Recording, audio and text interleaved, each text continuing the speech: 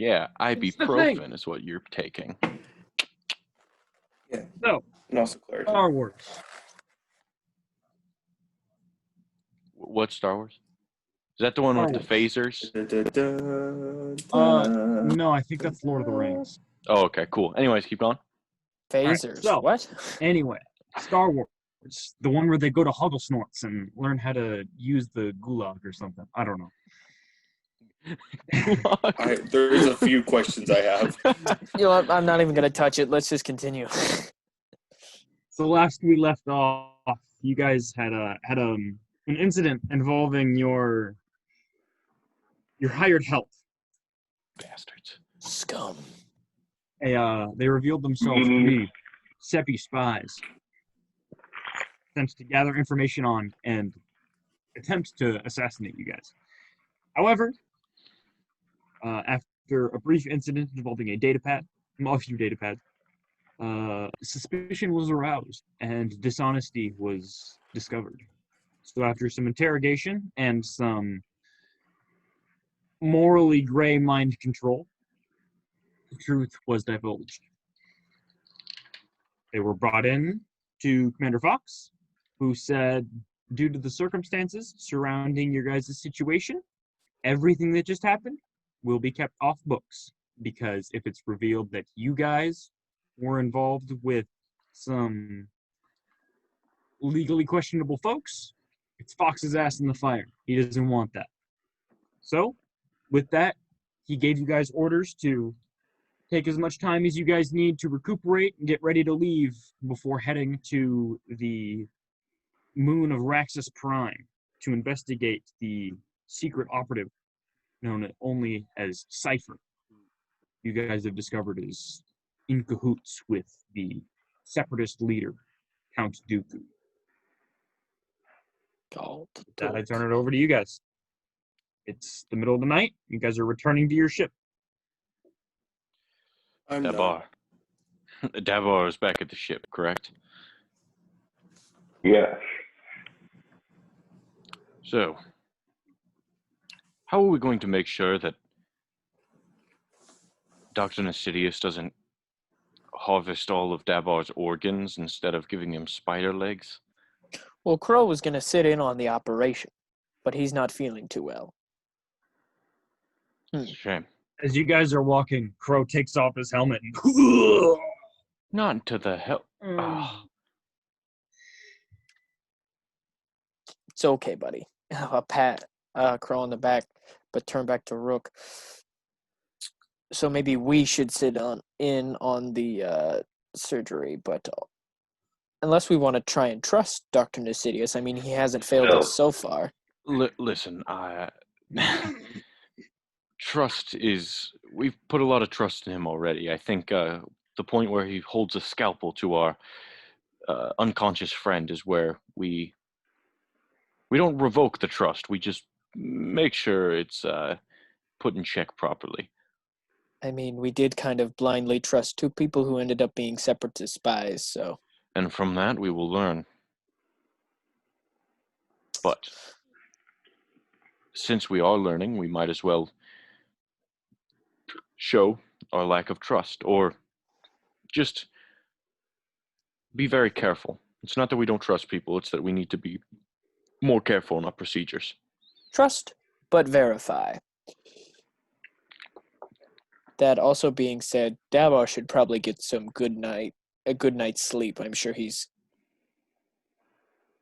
Yes. We should to get... be stressed. Someone should probably stay with Crow and help him not be going up into his helmet. Well, I think- I can personally I'll guard be the fine. ship if you need. You guys take care of whatever you need to do. Yeah, I think Grant and G6 can take care of him. I could stay with him. Look, if things go south, we're going to need all the firepower we can get. No, but, us clones were meant to suffer, but we usually take comfort in the fact we could suffer together. Plus, we also don't want you getting sick. That's fair. I'll go with you guys. I don't want what he Robots has. It looks can't pretty get brutal. sick. Now, are you saying that because you mean it, or you're afraid you're gonna ruin your helmet? Why can't I have both? I'm just gonna keep Fair enough. hurriedly walking to the ship. Fair enough. Ugh. And once we make it back to the ship, I'm gonna help Crow get into his bed, and then I'm gonna seek out Dabar.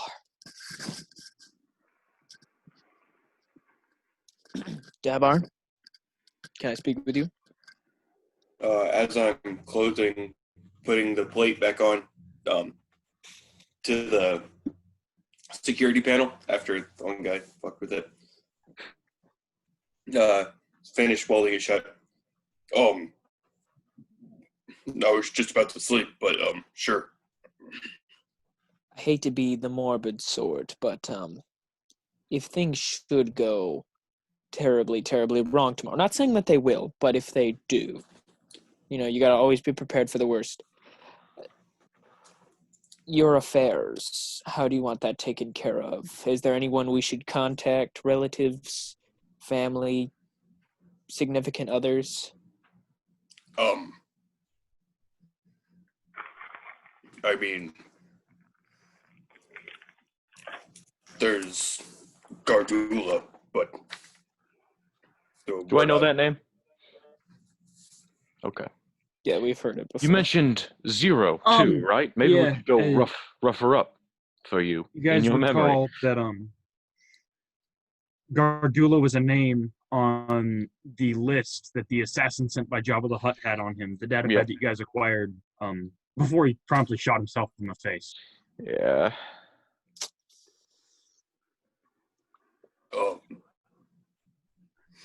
We're not the closest, but the closest I have. Okay.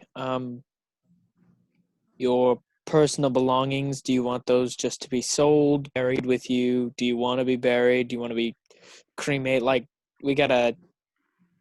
All right. Well, let's... Oh, Actually, boy. Darth Tyrannus is up in this place. He's hoping not to die tomorrow, so well, if things were to go south,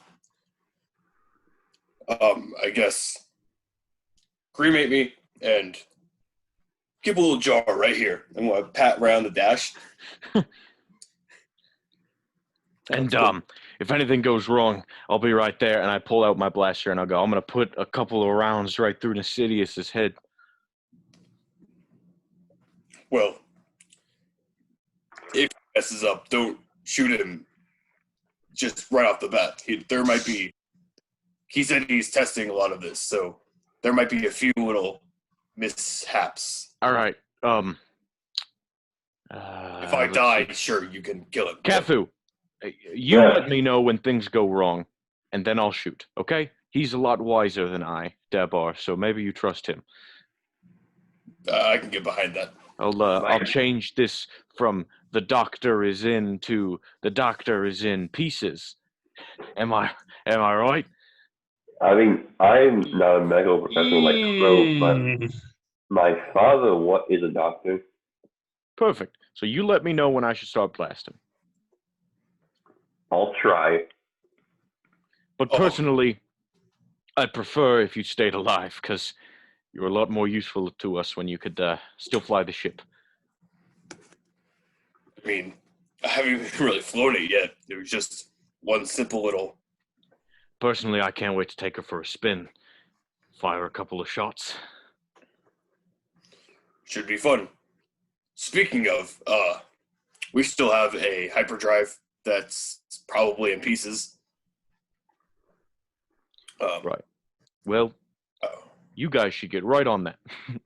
I'll be resting up for your big day tomorrow.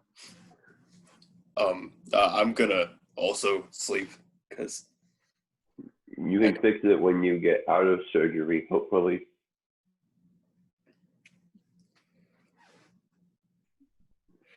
Let's hope I'm not too messed up. And if you are, I can heal you better. Try to heal you better. Let's Thank hope. you. Anyways, Well, we got a good day. if you could get out of my bedroom, that'd be nice. This is the cockpit. Right. Okay. Have a good rest, sir. I I'll give him a salute, worthy of a captain. We'll be with you every step of the way tomorrow, and I'm gonna head out.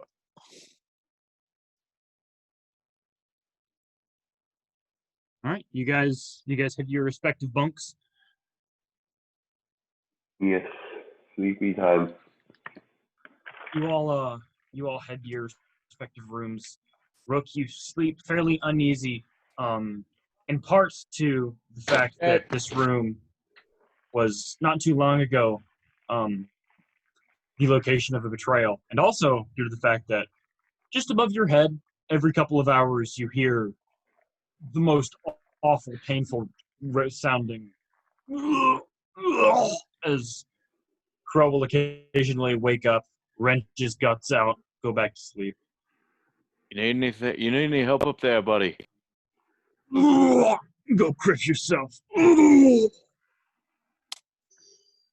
Yeah, he curses at you. You know probably you shouldn't take it personal, but it still stings because you kind of look up to him.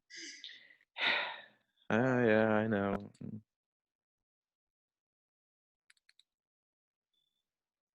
Dawn approaches, and you all get up, stretch out a little bit, wipe the crud from your eyes. Dabar, as you in the cockpit, you see Grant locked into the scomplink in his usual place in the corner of the cockpit.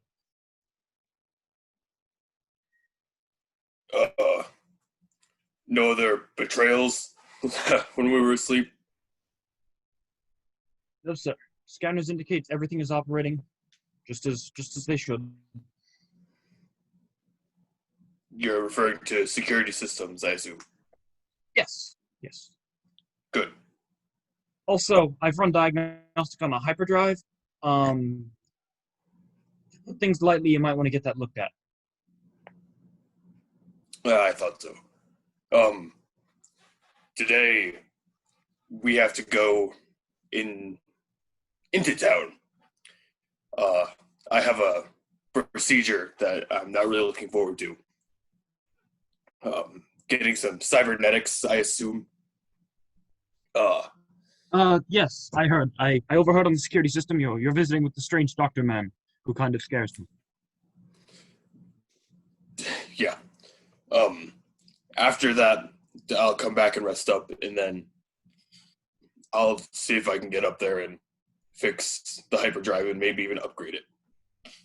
Best of luck, Captain. Thank you. Keep watch over the ship while we're gone. Always Crow. do. Yeah, Crow. He's sick. I bet you've noticed that on your scanners. Yes, I am technically incapable of laughing, but ha ha, it's funny. That's the point I make.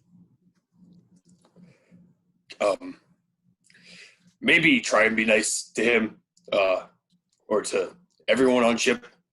They're not More empathetic, you mean? Yes. If you had to give like a number on it, like a percentage more empathetic. 92.83. Adjusting empathy capacitors by 92.83%. Oh wait, don't like love them. Just show them respect. That wasn't. Lower that number by like 50%. Lowering. Just keep an eye on Crow. Make sure when he's throwing up, if you can offer any aid, just. As I am now more caring and empathetic, I should point out to you that you drool when you sleep, and also you secrete things. Do you want me to clean that up? Have you not been cleaning it up? He looks down at the floor, where you're sitting. As I exit the Anyway, room, have I fun at kind the of want to pat. As I exit the room, I want to like kind of pat the droid. Have fun cleaning it up. The rest of you? Wake up like it's a normal day and get ready to go to Davos surgery. Yeah, get ready to go to Dabar's surgery. Yeah. And then, of course, make my way up to Dabar. Dabar, we should probably get Dabar's eating going. a sandwich. Yeah. Are you supposed to eat before the surgery? I thought maybe that's... You know what? Don't worry about it. I'm sure it's fine. I mean, if I weren't supposed to, he probably would have said something, right? I wouldn't count on it, but hey, it's gonna be all right. Remember when we got all these nice ship repairs for free? And just think about that. Think about all the wonderful things that this surgery is going to complete for us. Yeah. Okay.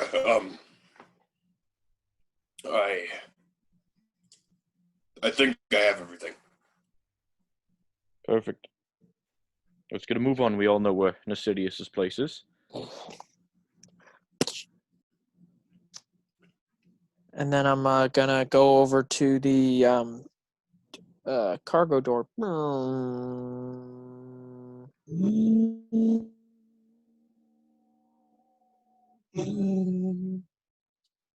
Grant, close her up when we leave. You hear over the intercom. Yes, sir. I'm a strut down the gang. I'm gonna strut down it. You walk down. Who all is going with? Just so I've got a... Is everybody going? I think Yeah, we're I all think going. so. All right. As you guys walk away from the ship, you hear the... as the hydraulics lift the bay doors back into position. You make your way through the spaceport to the bustling streets of Coruscant. It's still relatively early.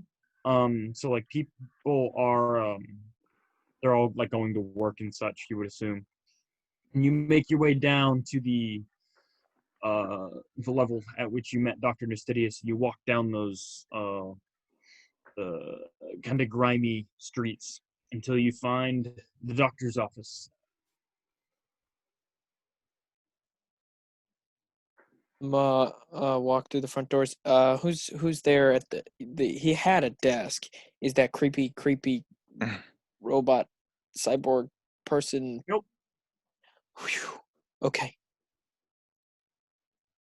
Hello? Is there a bell? There is a small bell on the desk. Ding, ding, ding. From the wall to your guys' left, it just there did not appear to be a door there, but it just opens up.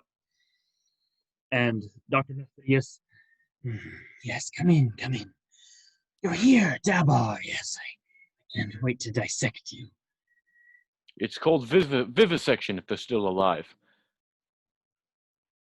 Still alive? Yes, that was the plan. Come on in, please, all of you. I'm gonna like safety off on the blaster, like walk on in. Walk on in with my spear on my back still. Normal procedure. Tattoo goes to hit the safety on his weapon, and then he realizes it's literally just a wooden stick. A pointy stick with a metal point. You guys go into you go through this door, and there's a very short corridor before it opens up into this room. It's about the size of like a large bedroom, with there's various bits of machinery lining the walls and a large bed / operating table in the center, with above it looks almost like a grotesque sci-fi chandelier of mechanical arms and saws, and you think that might be a plasma torch. All these tools hanging up above on this mobile of, or this whatever the thing, the baby thingy. Yeah, you get the right word. Mobile. Mobile, whatever, of death. He you hear the clacking of his robotic spider-like legs across the floor as he He motions for you guys to go in. So, will any of you be assisting me, or are you all here to observe? Making sure everything goes as planned. Mm-hmm. Wonderful, wonderful. I have no clue Wouldn't any of this mind, work. and he gestures over to the other side of the room where you do see a door. If you are not assisting me in the procedure, if you will go through that door and follow the stairs up into the observation deck above, and he looks up, and on the opposite wall, up on the ceiling, there's like what they have in Grey's Anatomy. It's like a little balcony with a window on it. For all the days of Crow to miss. Yes, we'll get moving. Right. Dabar, my boy, are you ready to begin? Well, Drakmule. I'm gonna like take off my belt and vest and tunic, even like take it off and like fold it, hand it over to him. I take it, and then I'm pat Dabar on the back and head up to the observation deck.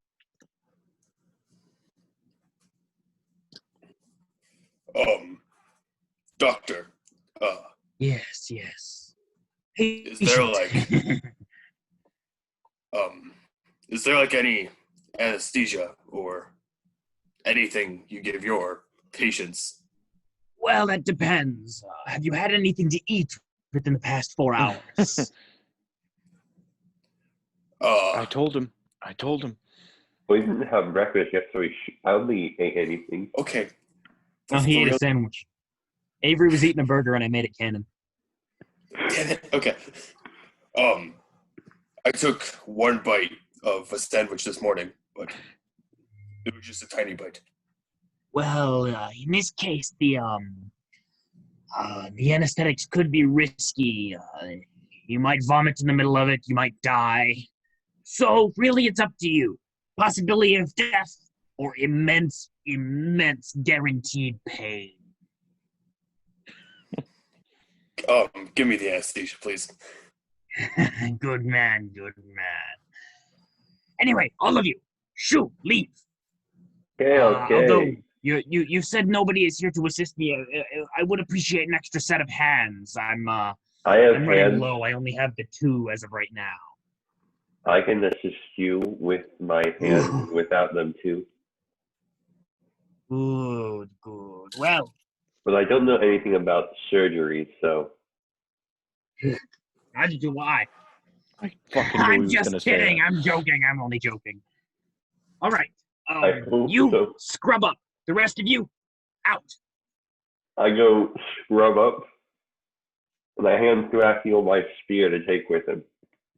Why does everybody keep handing? Why do I have to be the pack mule? Because you're Thrackmule, Because it Pack Mule. rhymes. Thrackmule the pack mule. It's perfect. I don't know what the problem is here. I'm gonna take the spear, but I'm not gonna like. And I'm gonna head up to the observation deck. I'm going to Right. scrub up, which includes the gloves. I'm going to do the warrant. Okay. Dabar, he walks over to the table and he hits a button and the table lowers onto the floor, and he gestures for you to slide up onto it.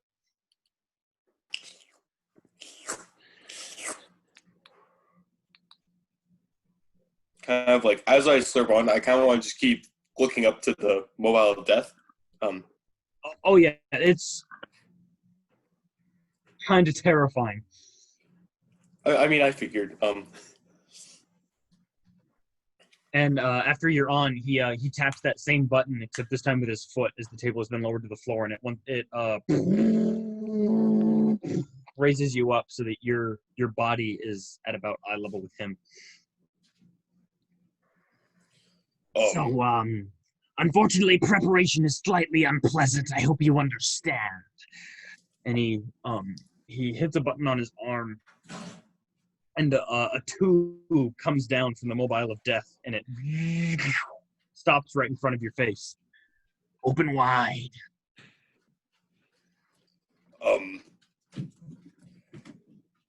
Before we begin, can I ask one question? Yes, what is it? What exactly are your plans to do with me? Well, I sort of figured I'd start out with legs, and after that, we'll just go from there, whatever tickles my fancy in the moment. Okay. And I open my mouth to suck on this tube. As you do, the tube, and it goes into your mouth, and it like touches the back of your throat. It sort of like almost triggers your gag reflex, except then the tube continues down, and it going down all the way into some orifice of yours. And once you think the tube might be all the way in your lungs, it finally stops as it's crammed itself down into your body. Before it, you see this green gas flow through it and into your system. And you're kind of worried because for a second it looks almost like Dioxys, which is basically like air cyanide in Star Wars. However, as soon as it hits your lungs, your eyelids grow heavy and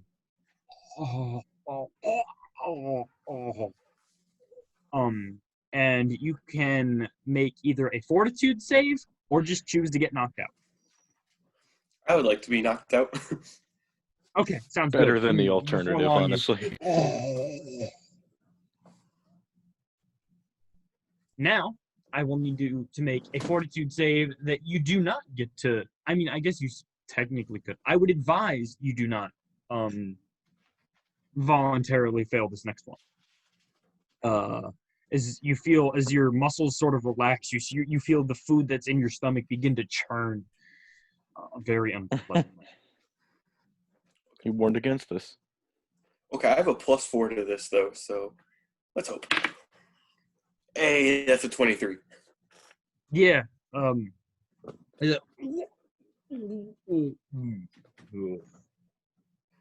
with that, your eyes close and everything goes black. The rest of you see as soon as this happens, he hits another button on his arm. Several of the grabbing appendages come down from the ceiling, and they grab at Dabar's arms and like raise them up, and they continue until his body is lifted up, releasing his or exposing his underbelly to Dr. Nastidius, as that appears to be where he turns to you, Kathu, and he says, "Now the fun begins. Let's go. I didn't get my medical license revoked for nothing." A small buzzsaw comes down from the ceiling. Bye-bye, He looks up Dabar. at the observation deck. "If any of you are squeamish, I suggest you look away." Dabar. I mean, not Dabar. You're that one. Kathu. Yes. Over on the corner on one of the desks there should be a big empty bucket. Go grab it. I want to go to the desk. Is there a big empty bucket? There is a large empty tub. I grab it and bring it over to him. Good. Now, he shouldn't feel a thing, so this isn't going to be too terrible for him. However, I'm going to need you to hold that bucket there while I operate the saw. The bucket is in case his entrails fall out. We need to catch them so we can put them back in. Okay, I'm going to hold the bucket under his stomach to catch his entrails. Of course, if you would prefer, I can do the bucket, you can do the buzzsaw. I If you really can do the buzzsaw. Ah, yeah. I was hoping you'd say that. This is one of my favorite parts. And he grabs the buzzsaw with his hand and it begins to cut into Dabar's flesh. And as he you see the flesh begins to part open. I'm dead, there's no return. Well, maybe. And it depends on how well he rolls. As he lowers this buzzsaw, opening up your inner chest area. Kathu, I will need you to make a reflex save as stuff starts pouring out that you think you might want to catch in this bucket. He rolled a 4 on the dexterity check to manipulate the saw arm. Well, at least my reflex saving throw is terrible. Well, at least I rolled a 19, so that's a dirty 20. All right. as it reaches about the abdomen area, just as he predicted may happen, you see entrails begin to come out and land in this bucket. They seem intact. It's just that their container has been ruptured. As soon as this cut is opened, crap, I forgot the Bacta spray. And he takes another arm down from the mobile thingy. And he starts spraying the wound, and the blood begins to stop flowing. And the entrails are now like half in Dabar, half in the bucket. This is getting messy. You So just I tried hold to, that there. You what now? You want me to try and move the entrail back in? I never thought about doing that. I always wait until the very end. Then again, I've lost 7 patients. Yeah, you can go ahead and try that. Let me use move object to try and push the entrail back in. All right, make a move object check. All right, that's 22. All right, you sit there and you don't raise your hand because you have to use both your hands to hold the bucket. But you squint your eyes, the entrails begin to have you ever seen the chain trick where you like throw a chain over an edge in a cup and it like begins to like levitate out basically? It's like that, but instead of a chain, it's intestines. And it's like getting sucked back in. Avery, you've seen Terra Nova. You remember when they're pulling the worm out of the guy's stomach? God, and I fucking hate that scene. Back in. Yeah. That's what's happening to you right now. God damn it. I will throw up this. That is one of the worst things to ever be put on television. I'm sorry. Yep. Anyway, entrails get slurped back into his body. Kathu, you seem to be successful. Okay, he should be fine now. I think. I don't know. You all see Nistidius. He grabs what looks almost like a spider leg harness, and he like drags it over, and he. All right. Now I need to attach this to his nervous system. I only got so many hands though, so you're gonna hold it, and I'll do all the fun bits. Okay. Sound good? I'll try. Plasma torch. There we go. No, that one's too small. Big plasma torch. We knew this was a bad idea. I don't think I was aware of how bad an idea. All right. Now, for the moment, the big important moment, as Dr. Nistidius makes his check.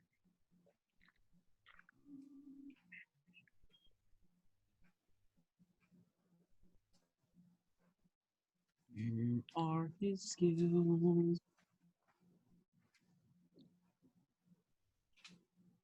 Okay, so.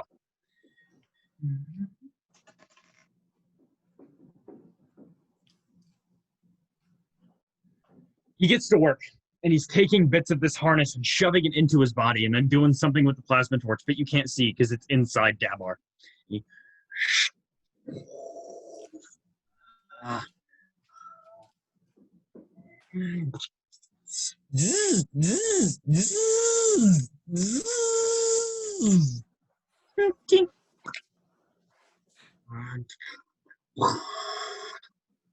The spray. And this goes on for about 3 hours. Kathu, your arms get very tired as you're holding this chassis up for him. How you guys in the heavy observation does this deck. chassis feel? It's probably like 50 pounds-ish. All right, 1 second. Where's that move objects table? Oh, you probably want that in kilograms then, don't you? Yes. Oh, I can't remember the calculation off the top of my head. It's either 1.3, 1.4, 1.7. I don't know. It weighs About 25 kilograms ish. Mm. Alright, and then let me just check the continuously holding an object. Yeah.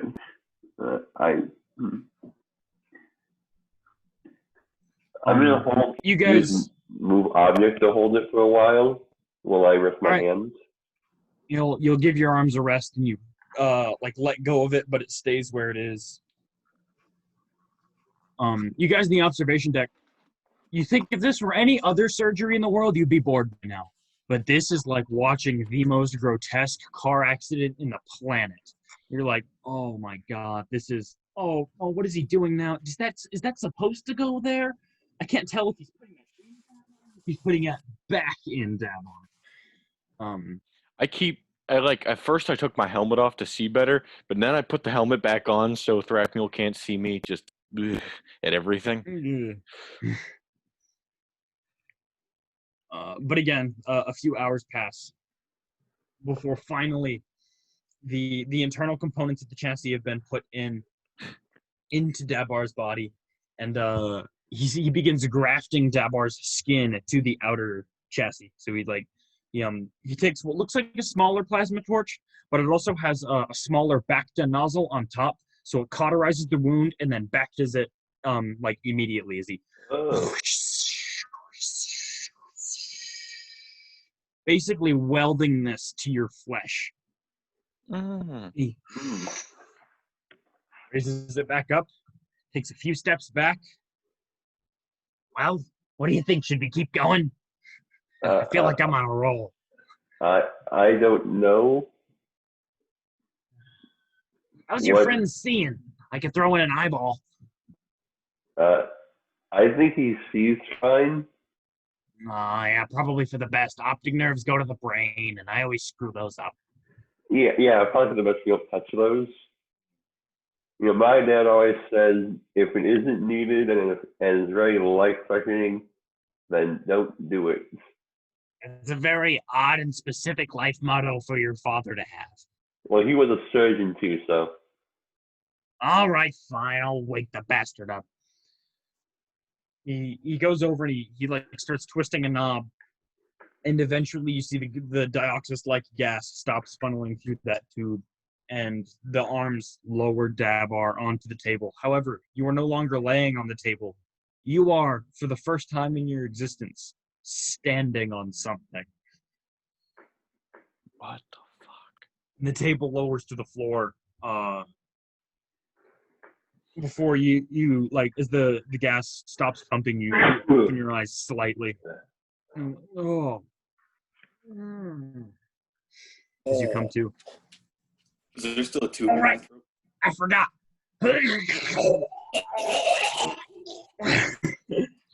Ugh, hot slime. Yes, that's the grossest thing you've seen today. Avery, have you ever had surgery? Yes. Yes. Like, I've been put under. Jared Surgery hurts a lot. And you just have things kinda. wired directly to your nervous system. Your whole body feels like it's on fire.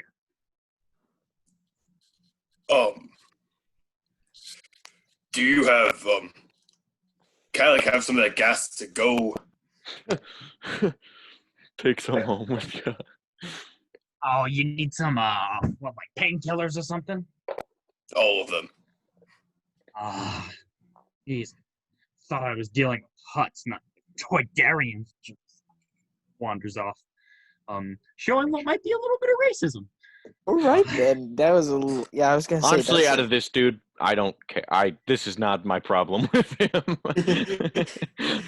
He wanders over to a desk and he pulls out what looks like a little pill bottle and he tosses it to you. I go to catch it.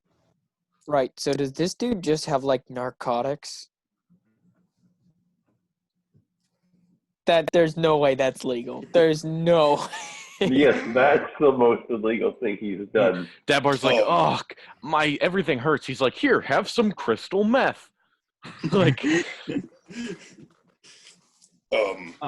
he looks up to the observation deck and he like waves at you guys to come on down.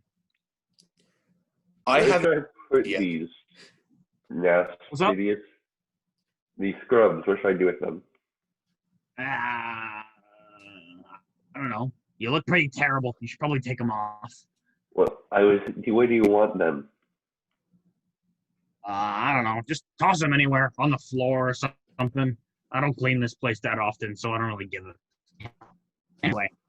I was wearing my normal clothes under the scrubs, so I just take the scrubs off. Sounds and good. Fold it neatly and put it on the floor.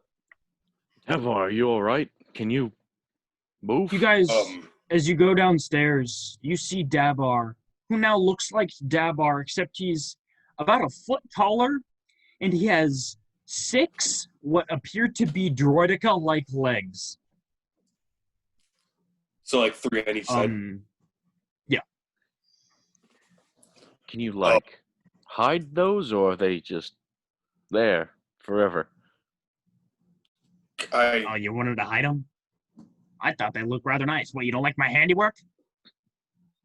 It's a little. Oh, no, they're fine. They're fine. How do I move? It's just like walking with feet, you know? He doesn't have No, feet. I don't know. Oh. I don't know. I think if you get this done at somewhere fancy, they put you through some sort of physical therapy, but I don't know anything about that. I haven't been to medical school in a long time. I have an idea, Dabar. What's that? I will Standing there, just kind of be like, my Jedi mind trick to make you walk. so what? You'll go into my mind and then just like perfect walking for the time being? I'll I feel try. like he's more issuing you a command to walk, causing your body to either fail or its natural instincts will kick in and your legs will work. There's nothing natural about this, so Listen.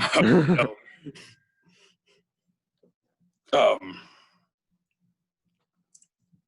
Okay, doctor, Yes. on this to any patients who haven't had or are of my species before.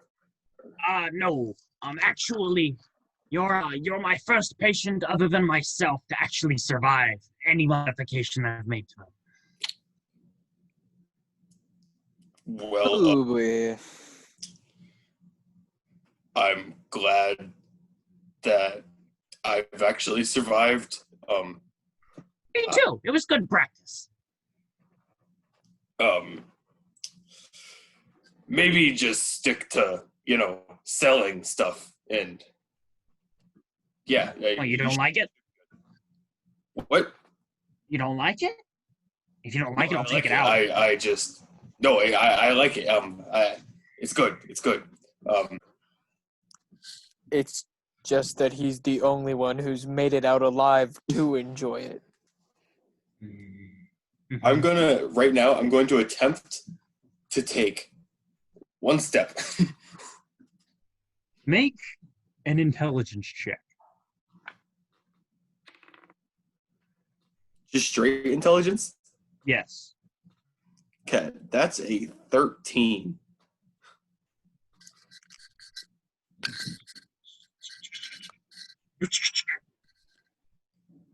You don't move at all, but one of the feet does take a step forward. Okay. So what? I have to move like every other foot or something like that. Look how Yeah. I've got sort of a similar deal. I do what they call scuttle. And he scuttles around the room. Just take a step and then Actually- another step. As he scuttles, I want to look at his. How many little robot leg things does he have? He has 4. 4. Okay, I want But he's to. also much smaller than you. Well, yeah. I mean, I want to take notice of which 2 he moves at the same time to see if I can try and replicate that with 6.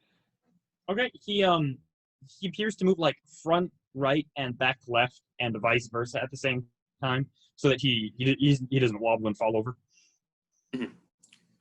Okay. So I moved my front right. I'll move my back right and middle left, and I move the other two to match up, and then I want the other three and try and take a step forward with those to take As you do technically so, my first you step. feel yourself like lurch forward a bit. There you go. There's something. Ooh. I think I can do this. And I try and take a step. When I say right side, I mean like the front right, middle left, back right. Mhm. Like try and like move forward again. Go ahead and make another intelligence check. Ooh, that one's a lot worse. That one's 10. Ooh, ooh, ooh, ugh. You manage to inch forward slowly, but you wobble a bit. You've never had to worry about balance at all, Mhm. ever, for any reason. You are a slug, but now it's your kinesthetic senses will need some adjusting, as you are now a foot taller, lofted on 6 pedestals, basically. Now I am 6 feet tall. Okay. Maybe try and just make sure I don't fall on the way back to the ship. I assume that's the next place we're going. Yeah, since you're on a roll, walking, we'll head that way. Well, okay. Now I take steps with the other side and just like try and slowly like make my way.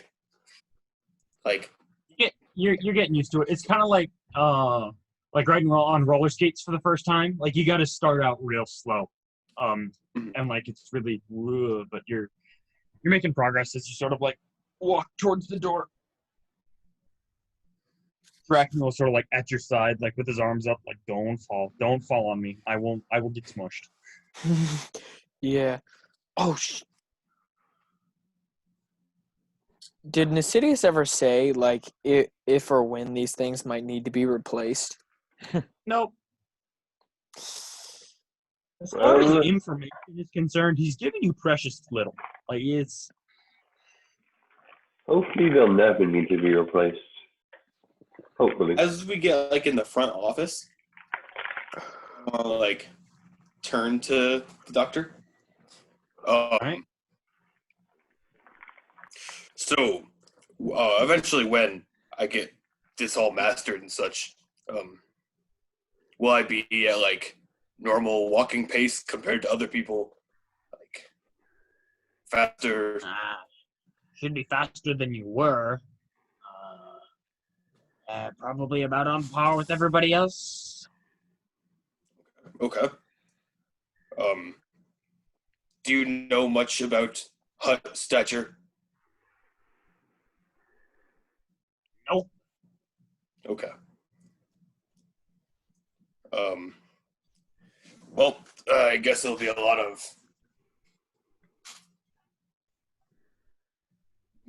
What? I didn't say stop talking. Let's get going. Okay. Let's just cut our losses here and get back to the ship.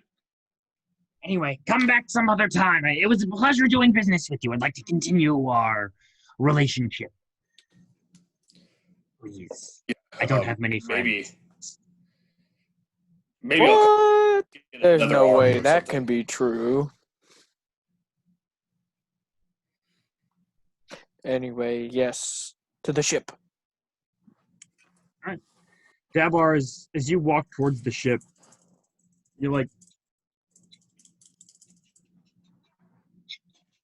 you eventually you get pretty much the hang of it, and you for the first time manage to like power walk at the same speed as everybody else. You're much faster than you used to be.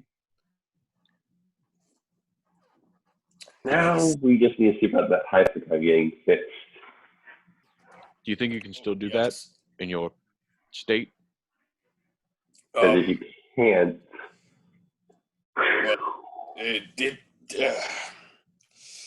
it does burn, but I'm going to look at the whole file and unscrew it and take out a pill or whatever was in that vial. They're pills, yeah. Okay, take a pill and just gotta down it quick. All right, it's a little capsule pill. Half capsule is white, half of it is blue. You toss it back, swallow it, and almost instantly you. Ooh, that's better. And you look down at the pill bottle, and it says Pocket Bacta, fast acting and not cheap. It appears that this stuff is so high quality. How expensive it is part of their ad campaign, as is frequently found with like deluxe items. You reach a point where people stop advertising how cheap they are and start advertising how expensive they are. Mm-hmm. So it seems like he didn't skimp out on these painkillers. Nice. Yeah. I don't know how long these last, but oh, God, that feels better. The good stuff. What was that? It's the good stuff. The best stuff. Yeah, I'll see what I can do with the hyperdrive. All right, good. I hope so, because I want to be space fix in space. Right, we have to get to that moon in the Raxus system, Raxus Prime. Yeah. Have while you're working on the hyperdrive, have Grant try to find that those coordinates, or R6, R2, G6 could help too. I don't know, what he could do, but I figured two heads are better than one, or two Droids? computation systems are better than one. I don't know about droids. Processing Anyways, unit? if you need me, I'll be in my room, and then probably in the gunner seat. But Crow's in your room sick. All right. I slept last night next to him, so if I have anything, he's given it to me already. Let's hope not. Oh, For your helmet's sake. Agreed. let's. I'll go work on the hyperdrive, and you have G6 and Grant both look up, or give him the planet, and they'll try and figure out the coordinates. If their coordinates match, yeah, it should be good. If not, I'll find the Jedi archives. I'll go look in the Jedi archives. Right. Now, can anyone speak binary? Because I think Yes. that's what the droid's talking in now. Grant can speak binary, and he can speak basic. Well, I've worked with droids for I don't know how long in that the shipyard. Oh, good. I've kind of picked up binary along the way. That's good. Really? Say a sentence or two for me. It's not that I don't believe you. I'm just curious. Not how binary works. Beep boop bop beep boop. I called you an idiot. Sounds legitimate to me. Thrak, Okay. did you say that you're going to the Jedi Incorrect. Temple? Not unless the droids can't find the coordinates, which I think they will. But if they can't, then I'll check the archives. I'm just. As Madame Jocasta has reminded you many times, if it's not in the archives, it does not exist. Perhaps the archives are incomplete. I didn't go with you guys last time, but there are some some important things that I would like to attend to. Just personal questions I've had for a while about me, and it's not important. But if you were going, just let me know. Yeah. Okay. Yeah. Sounds good to me. And then I'm gonna. Well, now that Crow's out of the loop, I don't know what I'm gonna do. I know. I'm gonna practice How long- lightsaber combat by myself. Can I shoot at you again, or have we decided that that's inappropriate? I mean, sure, why not? I Go mean- ahead. I just figured that, it's good practice. And if I said it's a stun, then it'll just hurt really badly. I'm gonna practice fighting with my spear. I have a question. Yeah, what's up? How long of a walk is it from Nisidius to our parking Vanta spot? Black. Long enough for your body to hurt. Walking with your new legs. I don't know. It's maybe like 20-minute walk. Okay. After as we see the ship and are approaching back in the dock or in the actual, I forget what the thing's called, but Spaceport? Yeah, the spaceport. The hangar. Yes, our hangar slot. I kind of want, as I see the Vanta Black, try and run at full speed just to see how fast I can skitter.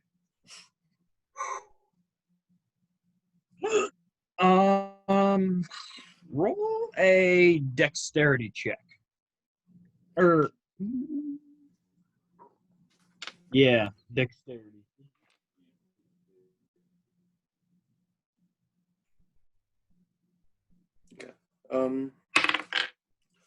Oh, of course.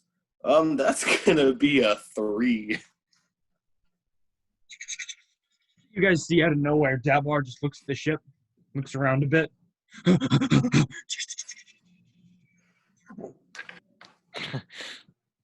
Never seen a hunt roll before, and you wish you recorded it. Dabar, you face plant and somersault.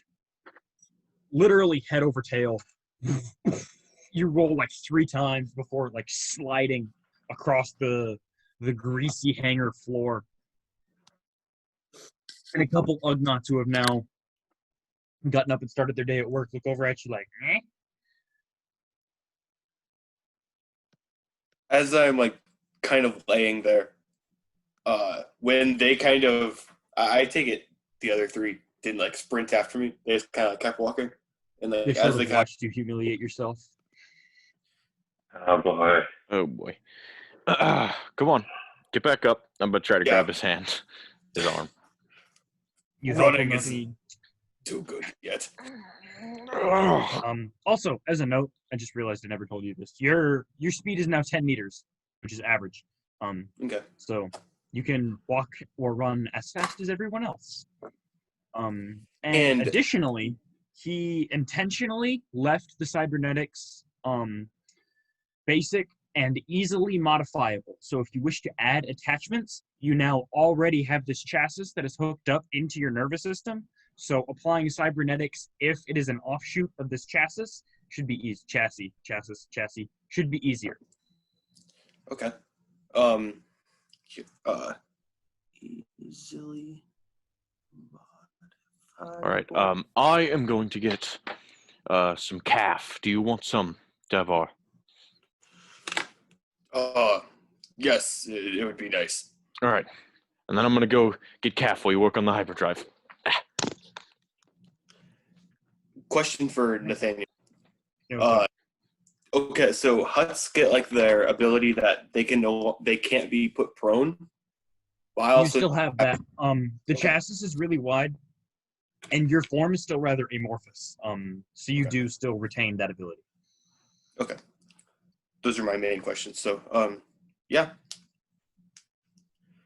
Do we still have that scissor lift from the other day? You can go borrow it again. You look over in the corner of the hangar with the sad, dilapidated, half-broken scissor lift.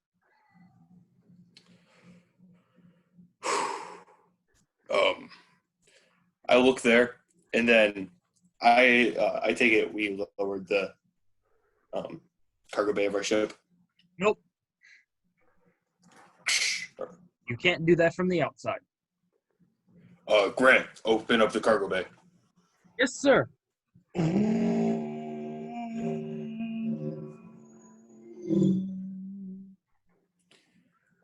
want to look up to the engine bay room that I saw the entrance to the other day? There is a ladder, which leads to a catwalk, which leads to like a trapdoor sort of thing. And you look up at the trapdoor. Look up at the ladder. Look down at my cybernetics. Hey, Thrakbiel. Mm. What are the odds, you think, with these I could climb that ladder?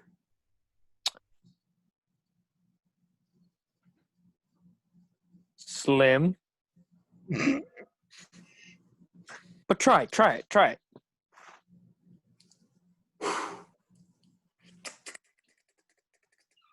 Over to the ladder. You grab the sides of the ladder and you like raise your body up like I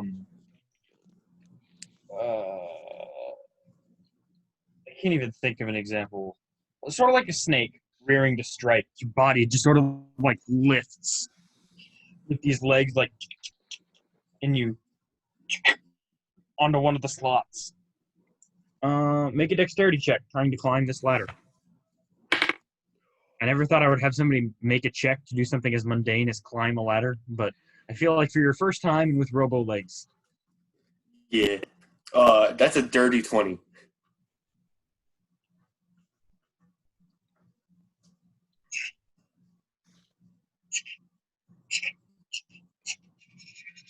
You spider your way up this ladder.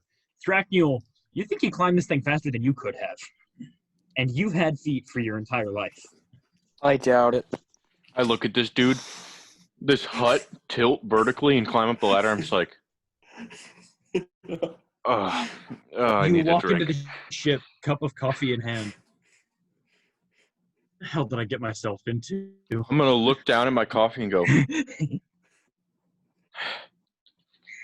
I have one of those, Rook?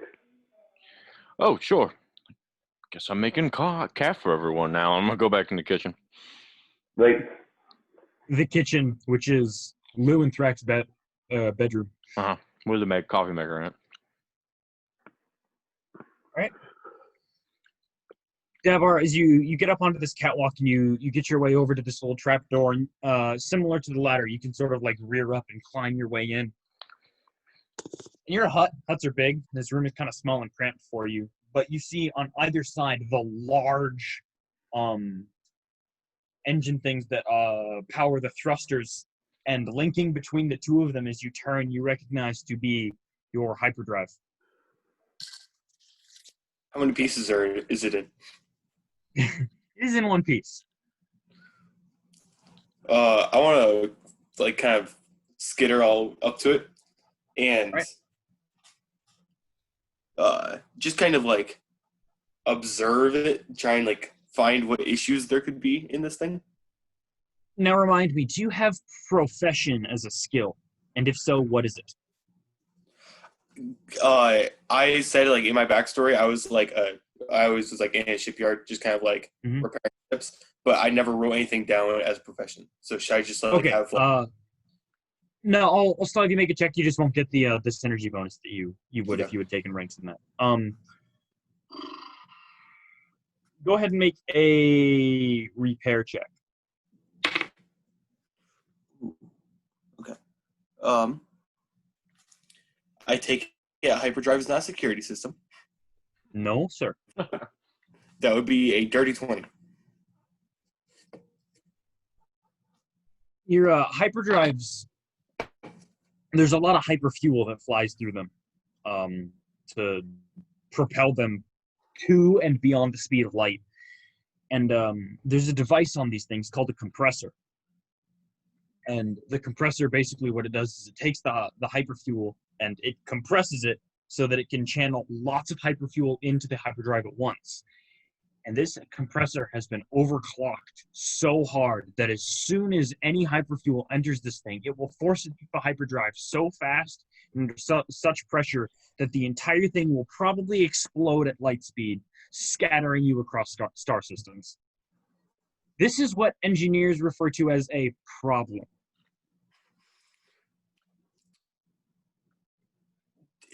Okay.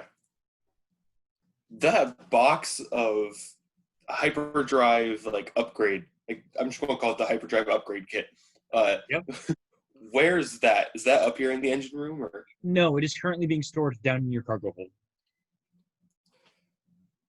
I kind of want to like peek down through the ceiling as a hut.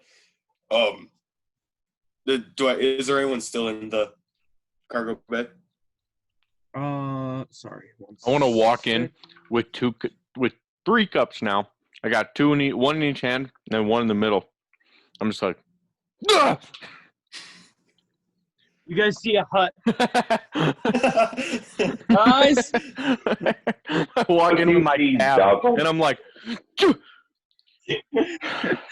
I hold my hand Man, and force grab one of the. It cups took me of like half 20 from Rook. seconds to find that setting, but it was totally worth it for the bit. That was awesome. "What, Devar?" That box over there labeled hyperdrive upgrade kit. Can you bring it up here? It's a big box, and you don't think you can like pick it up I got and it, carry Rook. it up a ladder? I got this. I go over. I try to pick it up. How heavy does it feel? Heavy. It's heavy. Like you can pick it up. It's not too heavy to lift, but it is pretty heavy. All right. I'm gonna bring it over to the ladder, and then use move object to move it up into the engine room. All right, make the check. All right. That's a nat 20 plus 11, so 31. Thrackmule, or not Thrackmule, Cathu, you sit there and you raise both your hands, and you focus on the box. But all of you feel for a moment the ship. Before Cathu's like, no, shit. Sets the ship your back basket. down and lifts the box individually Whoops. up to Davar.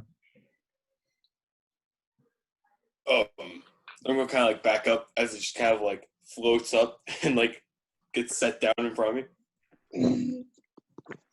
There. Thank you, Kathu. Your Just- calf. I grab it with move object. Could you, and I point to Dabar with the other cup in hand.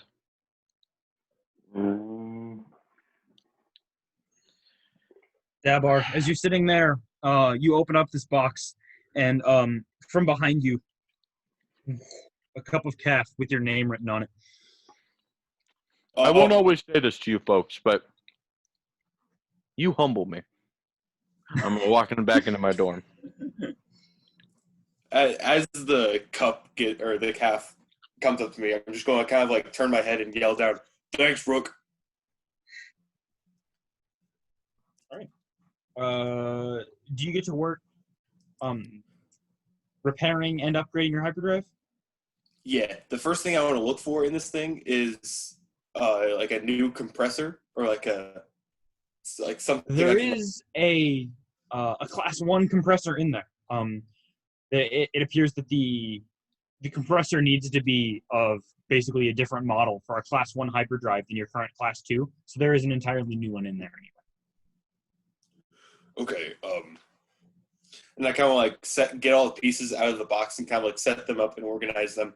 All right. You sort them like when you're building a Lego set and you sort all the Legos by bag. Okay. Crack knuckles. Even though you don't have bones or cartilage. Yep, it's good. Take my goggles over my eyes. I probably won't be using a fusion. Actually, maybe. You totally will be using a fusion cutter. Okay. Put my goggles over my eyes, and will it be easier? Okay, being like having worked with ships in the past, would it be easier to repair it and then upgrade it, or should I just go straight into upgrading it?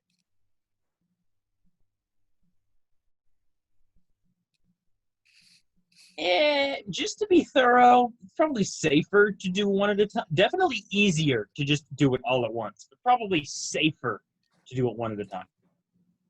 Okay, I'll work on repairing this thing first. All right, make a repair check. One of the very few instances I actually had you do that to fix something. Okay, repair. Okay. Ooh, uh-oh. That's going to be an 18.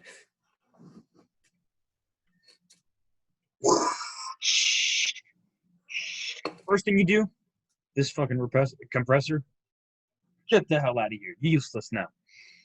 And you go through and you find a few other things. The fuel line has been tampered with once again to allow more fuel to flow into the hyperdrive at once. Way too much fuel. And all of the sensors on the hyperdrive, basically the little bits that tell the computer downstairs something is going wrong, have all been nixed. Those things are all disconnected, and you spend the time to reconnect all of those, make sure everything is properly calibrated. Yeah, with an 18, it would be harder had you not known that it had been tampered with, but since you knew beforehand, like specifically that it is the hyperdrive and it was set to explode. You have an idea of what to look for. Like, what could someone do to a hyperdrive to make it explosive? And so you're able to solve those problems. Okay. Once I fix the compressor, fix the fuel line, and all the little sensors, does it look like it's a standardish class 2 hyperdrive now? Yes, sir. Kind of taking a step back, observing my work, drink some of my calf, set it back down, grab the pieces, and start trying to upgrade this thing into a Mark 1 hyperdrive. I know it's class, I'm going to call it Mark 1. All right, make another repair check. Okay, which die do I use? I'm going to go with lime green. Okay, that's a lot better. That's going to be a 23. Yeah, you get to work. This will take you the better part of the day. Hyperdrives are complicated pieces of machinery, so it'll take you a hot minute, especially since you're working by yourself. While that's going on, does anybody else have any activities in which you want to partake? I believe locating Raxus and visiting the Jedi Temple were both at least discussed. I would like to talk to G6 and Grant, and so I find G6, who's probably roaming around or in my dorm. G6, when you went in to make calf, you saw him in the main area, wheeling in circles around the hollow table. Hiya, buddy. You bored? We got work for you. All right, follow me. And then I go into the cockpit. And when it opens, I see Grant as well. I say, Grant, set the coordinates for Raxus Prime. Do we have HoloNet connection? I need to update astrogation data if I'm to do such a thing. I don't think so. Would you know that? I'm not a computer kind of guy, Grant. The ship's terminal does not have HoloNet access. Unfortunate. So there's nothing we can do. I didn't know if you have some sort of external. I need new data. Is my point. Could this guy help? And I pat on R2G6. If he was sent to a HoloNet terminal and he could bring back the data, then yes, that would be very helpful. As much as it pains me to say it, he could be useful. Perfect. You guys working in tandem is exactly what we got him for, not to replace anybody. Just so we're aware, though, while you're navigating, is there any other jobs that he could be doing?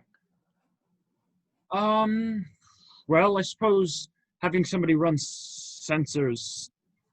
Wait, do you mean while flying through hyperspace or like in combative situation? Is there a difference? Yes. In hyperspace, you're usually not being shot at. No, I understand the difference between hyperspace and a combative situation. I was asking, Are the jobs different? Yes, quite. In hyperspace, well, once the astrogation has been done and the nav computer has been set and you make the jump, it's relatively light work. You sit there and hope you did all the math correctly, and if you don't, you die terribly in a black hole accident. Combat is a bit different. There are lots of things going on at once, and I don't do astrogation at that point. I either assist in piloting, I will make repairs to the ship, I do such things. However, since we lost our friends there, we now have nobody running sensors. So if we could get a droid on that, that'd be wonderful. And would you be better on the sensors as opposed to astrogation?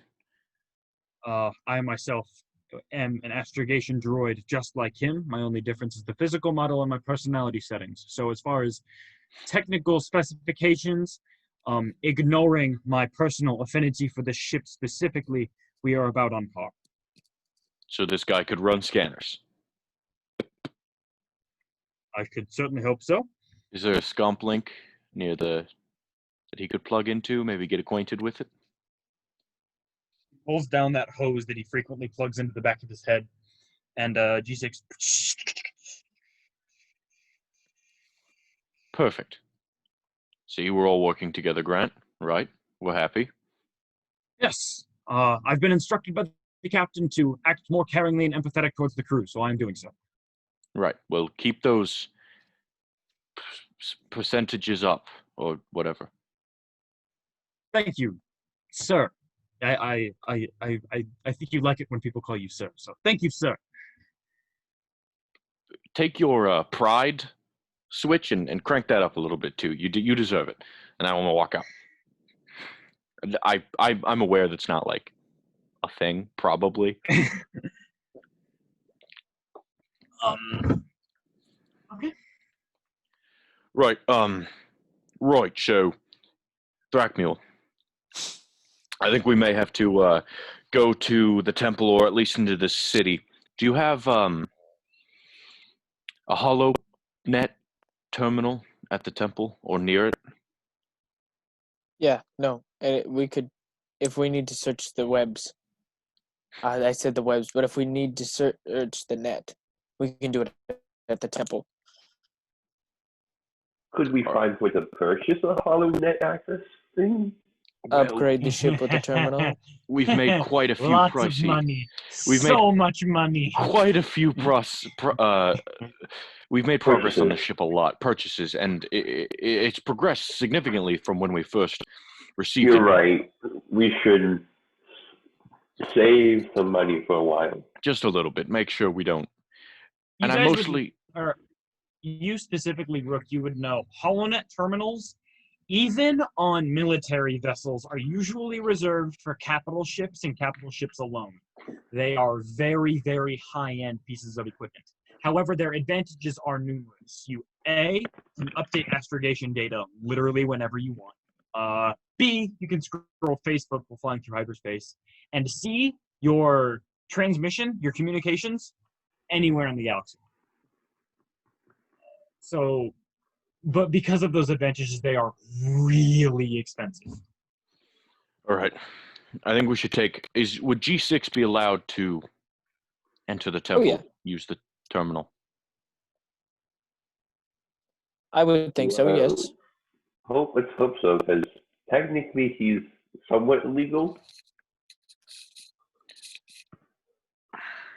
Right. I don't think anybody would ask about.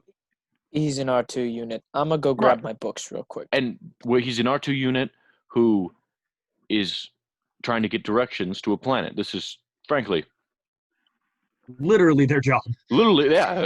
As long as no one asks where we're going or why, I think we should be fine. But we're a Jedi and a clone, so I think we're all right. And the This is other like- guy. Buying a shoe and asking, will anybody ask questions if I put this on my foot? How I don't want to walk far do around with these things on my feet. Like, what if people get curious about it? Nathaniel, how Yeah, what's far am I through the book I brought from the temple? Remind me which book you grabbed. Lots of people grab lots of books. The one about force techniques, I have the name here somewhere. You guys have been pretty busy the past couple days, so you're not that far. Like you've had some downtime. You've been doing some reading, but you're not super far into it. Discovery of the Force. Most of it has been it talks a lot about the Jedi, not the Jedi, the Jedi. It's different, it's spelled funny. On the planet of Tythum, and how they were sort of like a religious organization, and their studies into the mystic arts revealed what is now known as the Force. It hasn't actually gotten into like instructions and technique much, at least not now. Alright. But you do know that the Jedi used the Force in a much more spiritual manner. It discusses how they use things like Karato Salva, which is Force healing, which you just know as channeling the Force to heal your friends, but the Jedi have names for it. Specifically in this case, Karato Salva. It was a technique they invented and have perfected since then. So their use of the Force is much closer to mine. The Jedi, yes. All right. They were much haven't more, finished my. or they were much less textbook about it than the Jedi of now are. I haven't finished my book yet, Thrakiel, so I'm going to keep it for now. That's fine. But I'm gonna go to my room and collect the book I got over hyperdrives and hyperspace. Yeah. All right, Rook. G6. We good? I want to take G6 off the scomp link. I lean down and go, "Get acquainted, all right?" He chirps at you cheerfully. All right, let's get going. We're gonna give you some coordinates to Axis Prime. Figure out how to get to these Seppies faster. He beeps excitedly and like scoots forward and then back, and then his head does a 360. Well, that's good. That's a good sign, right? That is a good sign, yes. Dabar, we're going to the temple for a bit. We'll be back.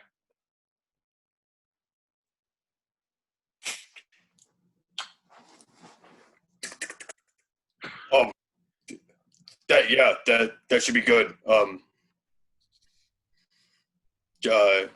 Walk safe, I guess. Everything up here. I guess we could say the same to you.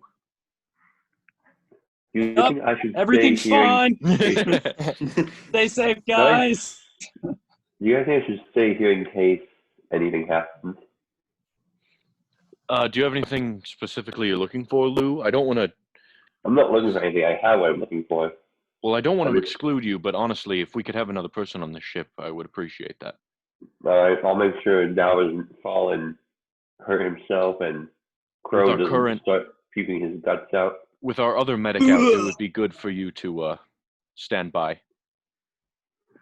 Yes, sir. Thank you. Out of game. Does Life Alert exist in Star Wars? We have comm links. Okay. Because I was going to say, Dabar needs Life Alert. Oh, and then I can't get up. Anyway, you ready to go, Rook? Certainly. Do you mind if I, have my fair share of knowledge getting? Is there like a... Like you want to check out some books? No, not books per se. Are there like a... You want to make a gather knowledge check?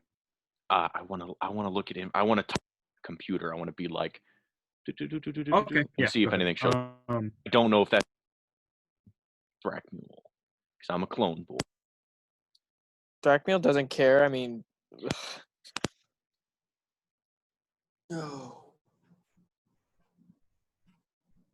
Right. And I'm going to walk out the cargo bay. All right.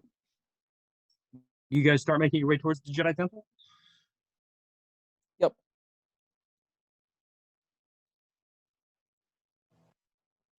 All right. You guys you walk towards the bus terminal, not bus, the what's it called? The tram terminal thing.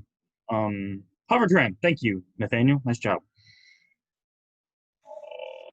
Sorry, I was starting to something. And you guys take the hover tram and it whisks you through to Coruscant.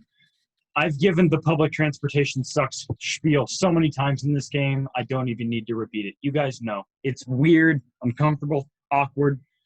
Everybody kind of looks at you funny because you're like a monk knight and a genetic perfect soldier. Like, you don't see that every day. However, you guys get off in the central district of the capital city, and you approach the entryway to the temple. Once again, flanked on either side by many foot tall statues of Jedi Masters. I'm going to walk up these steps like I did this past week, and not really look behind to see if Crow and G6 are keeping up. Just continue to Crow's walk not up. with you. Or Rook, not Crow. You guys are walking. Rook, as you reach the stairs, you start walking up, and G6 starts beeping at the bottom of them.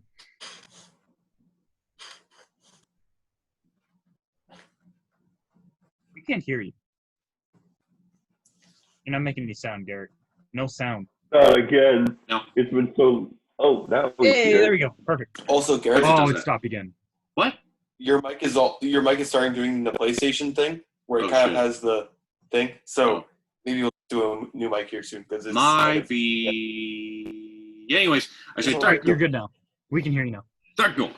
Could you possibly help me out here? And I'm trying to like pick up one arm, and I want Threk to do the other. I want to move him. I want to move G6 to the top of the stairs using the Force. Move object check. And for you guys that are making like casual checks like this with force abilities, make sure you do remember to dock your vitality. Yeah, I know. How much does he weigh? That's a good question. Because that decides how many vitality points I'm about to lose. my guess is 40 kilos.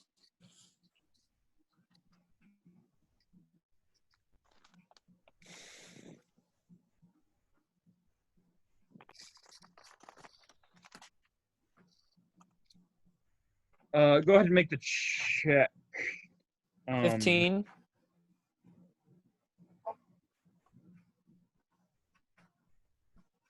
Yeah, that does it. You can lift them up. Okay.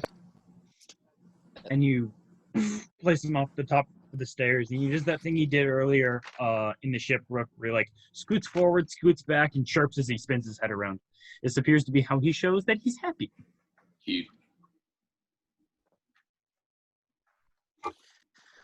All right. Rook. Ready to go? And I'm walk through the doors to the Jedi Temple. I sort of like, I've never been here before. I've seen it, so I'm a little nervous. You guys go through. Nobody pays you much mind. Clones have been in and out of the temple every so often nowadays, and Thrak, you're a Jedi, so obviously nobody pays you much mind. And you guys reach the entrance to the library as you did last time, where you are once again stopped by the Jedi Sentinel standing at the side of the door. Padawan, you have a master's permission to get the clone in. Well, last time Master Fisto we're just returning these books. If he's to enter the library, he will need the Okay. permission of a master. I'll find Master Fisto. I'll be right back. As he Alright, starts you walking go away, I through? go, you train under I thought you were under a Zabrak, right? I don't want to talk about it. So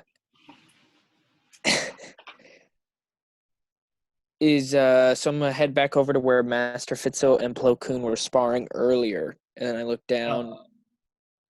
This large training area, it's like just a big sand pit basically where Jedi will duel with each other.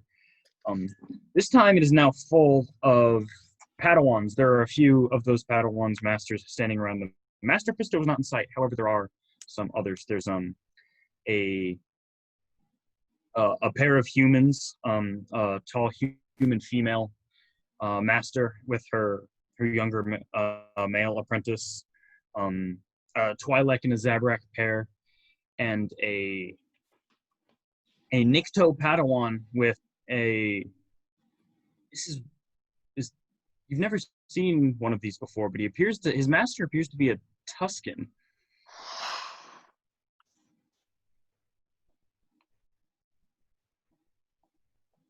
Is that something significant I don't understand? Yeah, it's Gerald, my favorite Star Wars character ever. Okay. Hold on, I gotta get the fangirl out of me for a minute. Anyway. Is that a Tuscan? Yes. What places? Does it look like they're doing anything, or are they just sort of standing there? The Padawans are like lots of the Padawans in this area are sparring with each other, and their masters appear to be overseeing. The Nikto Padawan is sparring with the human male Padawan, and their masters are watching. And like every so often, the master will be like, "Hey, watch your back foot there. You're not advancing quick enough, or you're losing your guard on your right side." Throwing in help Hey, hip every so often. I'm a Republic boy. Do I recognize any of these guys? As like more towards like, are they generals of any kind? There are so many Jedi generals in the war right now. None of them you would notice if they were one of the Jedi High Generals, and you don't recognize any of these as those individuals. I feel like But you would presume that the masters are generals, but not that they're not one of the Jedi Highs. Like you just said Twi'lek, and I was like, if it's Ayla Sakura, her and her clones are like, I would probably hear about them, because the Yes, 212th Star definitely Corps. heard. The 212th Star. They're like super famous for just annihilating everything. They are the bushwhackers of the clones. And yes, Ayla Sakura they are famous for their close relationship. But no, this is not. All right. Dark Moon, now is your time. Go. I'll be back. And so I'm make my way down there. All right. You walk over across this balcony for a bit, and there's a staircase that goes down, which was not used last time because Kit Fisto literally just jumped the 30 feet. But you make your way down there, and you as you approach, you hear the hum and the clash of several training sabers as Padawans are. Who do you approach? The Tuscan. All right. As you go up there, he's easy, Bat, easy. You're getting overzealous. You're gonna. I told you, you're gonna get hit. As the Nikto takes a slight glancing blow like across his cheek, and he. Sorry, Master Het. And they go in once again. Master, as I approach the. Yes, Bat, keep it up. Try not to do that. What is it, Padawan? You need something. Me and one of my troopers need access into the archives, and I need the permission of a master for him to enter. And I was wondering if you'd be willing to tell them it's all right. I understand. Yeah, I'll be right up if you need me. Deba, could you watch these two, please? He follows you up, assuming you go back up. Yeah, go back up. All right. As you get up to the top, are you the clone to which he was referring? So yes, sir. You have a name? CT-7652. All right. I'm Asherad Het, and he extends a hand to shake. Pleasure to meet you, sir. You as well, Trooper. If you don't mind me asking, what is it you need in the archives? Oh, our droid here needs to get some coordinates for our next mission. You came to the archives for that? It's a little trivial, don't you think? Yeah, we're also returning. Care to elaborate, sir? I mean, you just need HoloNet access. Sir, the reason we came here is also I'm returning some books. Two birds with one stone. Yes, I understand. Anyway, right. I, Master Het, give him permission. I don't know. Do you need me to sign something? And the Sentinel just says, no, that's good. Come on. Come on in, R6. R2G6, I mean. Not R6. Weep, boop.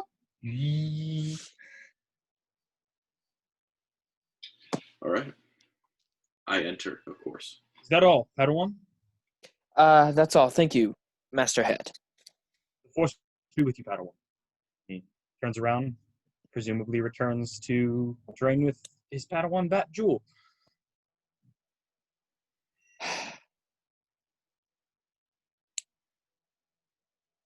Okay. All right. And I'm heading into the archives. You guys enter the archives. Rook, you have not seen this room before. It's basically like a big-ass library, but instead of bookshelves, there's these large glowing walls, each one holding holocron after holocron. But there are also, like in one of the farther corners of the room, physical books. All right. I'm gonna look and go. And so, do I just? Where can I search things on the? There are several tables with computer terminals built into them. Is that where I should take G6? Yes. I will return these books. All right, and I'm gonna go sit down at a computer terminal with my boy G6 rolling up beside me.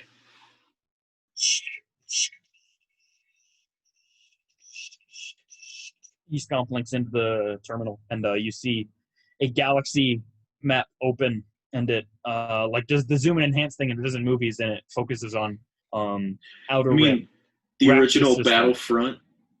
I don't know if you guys know what I'm talking about, but it goes and then it like enhances, and then I love that. And it does that like 4 times. Yeah, it's exactly that. It does it in Battlefront 2 as well. Anyway, it outer rim, Raxus system, planet Raxus, the prime moon of Raxus. That's it, right? All right, save those coordinates.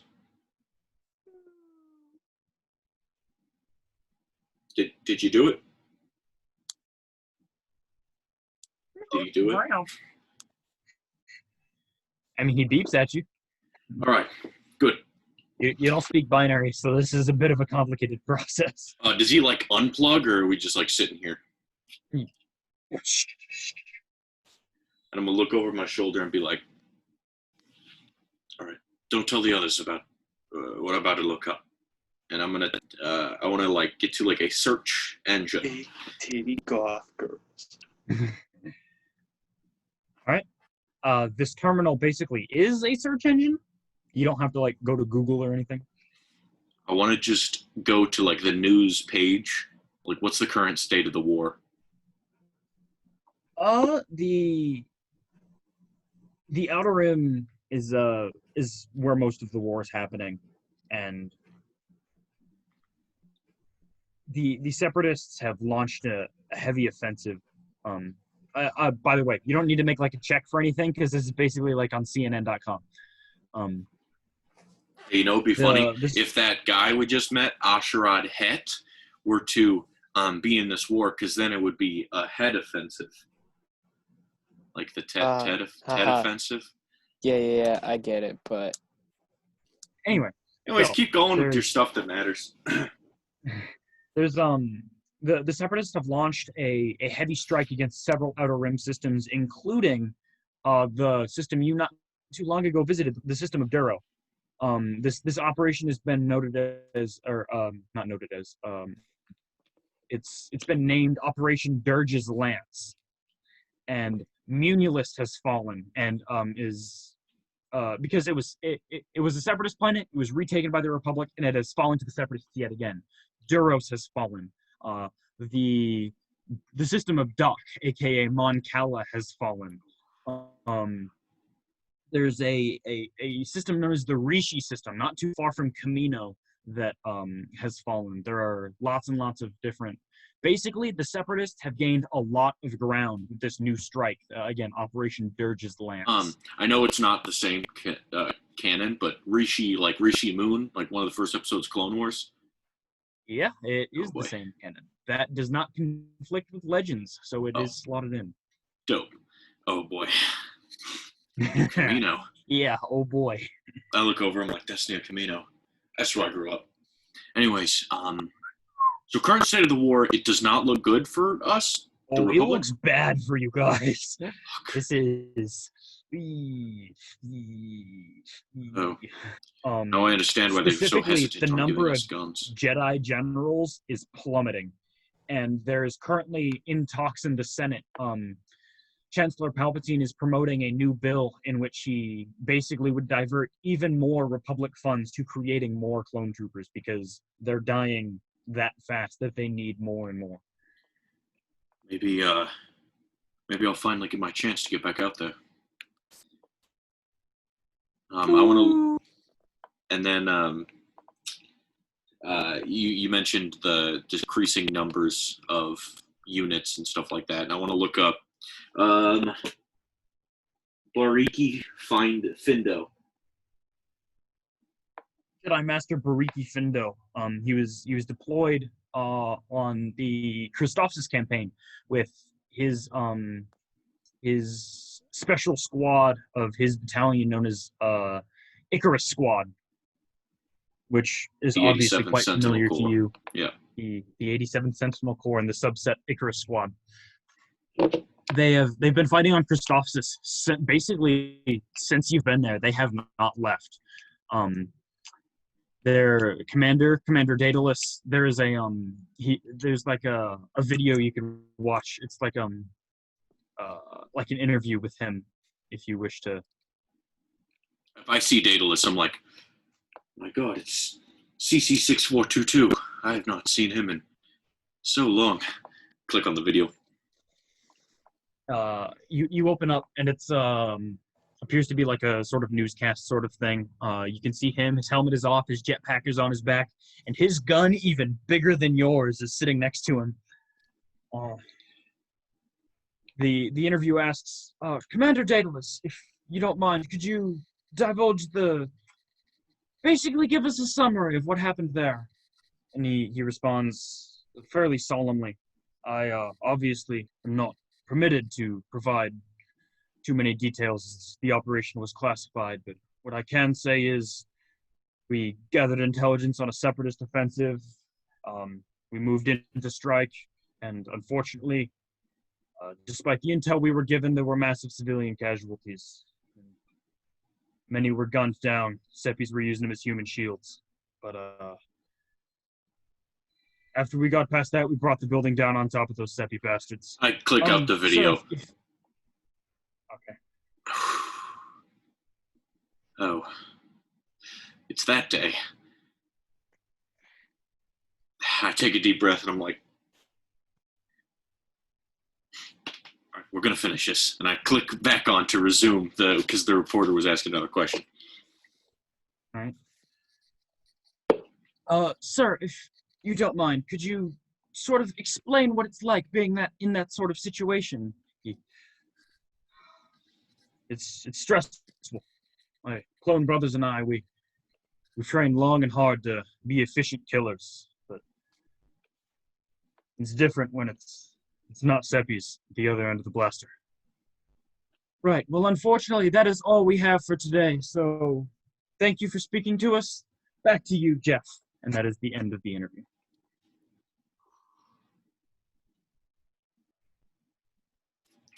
Right.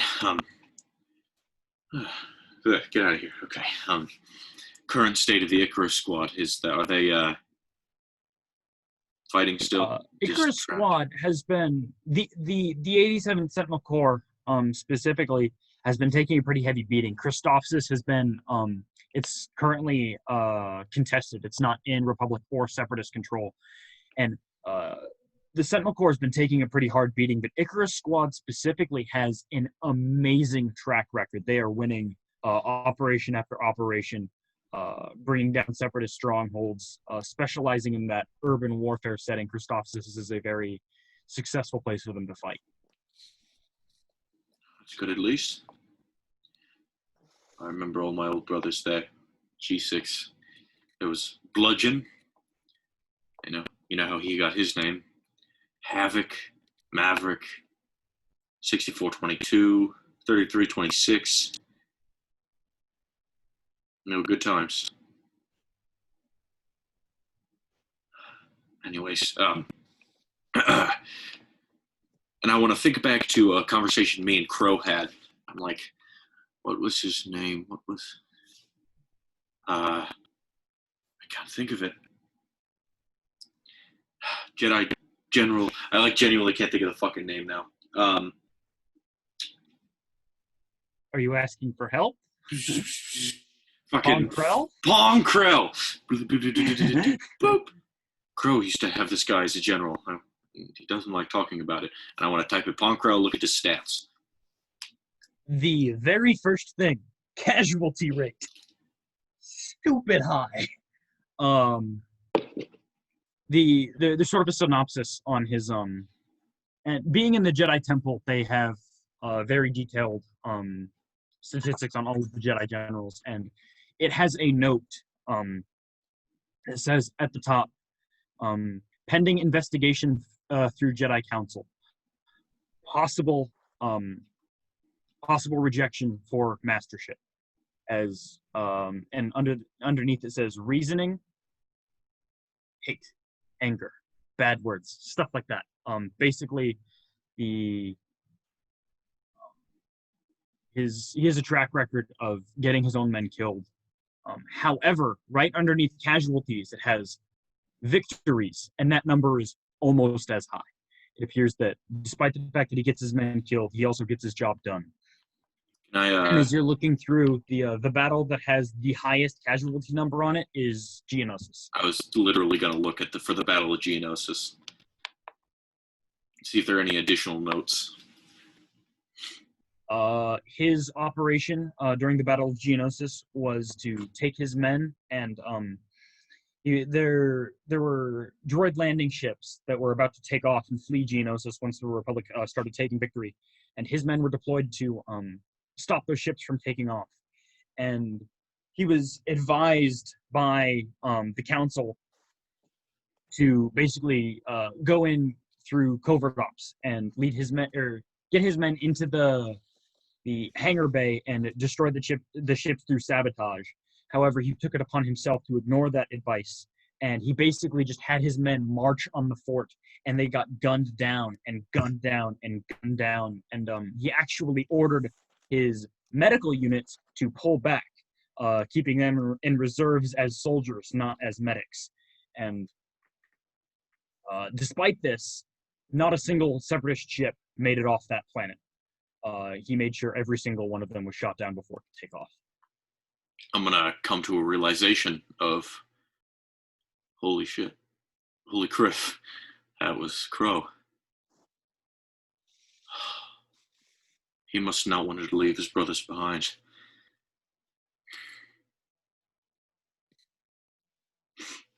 I wiped my helmet, visor. All right, I've seen enough. Close out. We got your information. Let's get going. Ugh, and I find out to go. What have you been doing that whole time? I gotta pee. Okay, I was gonna go return my books. All right. You find your costume. Mm-hmm. Yes. Hello, Padawan. I'm here to return these books. Thank you, Padawan. And she sort of, old lady, shuffles off. And then I'm going to go over to the computers away from Crow. And I'm going to look up Rook. Damn it. And I'm going to look up Raxus Prime. Not looking for coordinates. I'm looking for, history, background knowledge, current state, what's going on, Raxus? What are we flying into? The Raxus system is a Separatist-controlled system. Raxus Prime, it is nicknamed the Droid Graveyard. It is an industrial planet, most famous for its scrap yards and salvage yards. Basically, if you have an old ship and you can't sell it, you will sell it for parts to Raxus. The entire planet is just covered in scrap yards, and they're Are we talking about Raxus, or are we talking about Raxus Prime? Raxus Prime, sorry. Okay. Sorry, Raxus Prime. Raxus itself is a rather nice temperate world that has connections to the Intergalactic Banking Plan, the IBC. Okay. What are for like on Rexus Prime? Are there like cities, hubs? If one were to fly there, where would they land, or do they not have this information? They don't really have cities on Raxus Prime. The entire place is basically just one giant junkyard. Okay.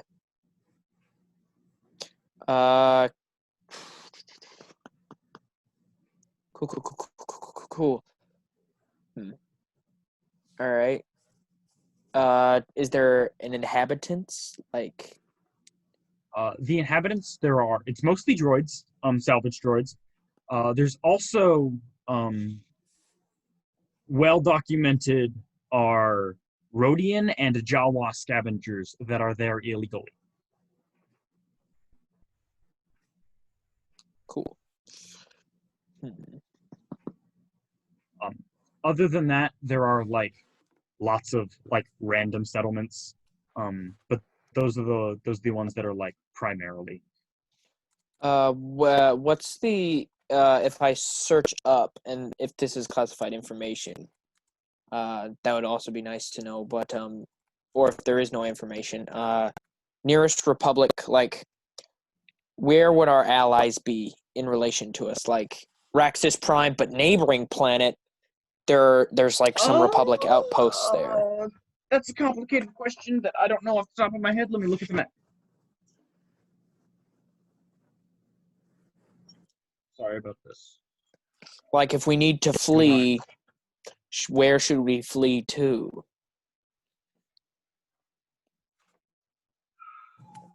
Shit. While Nathaniel's looking, I think I found out my problem. My mic is the computer's mic, like the one actually in the computer. It's not this. Mm-hmm.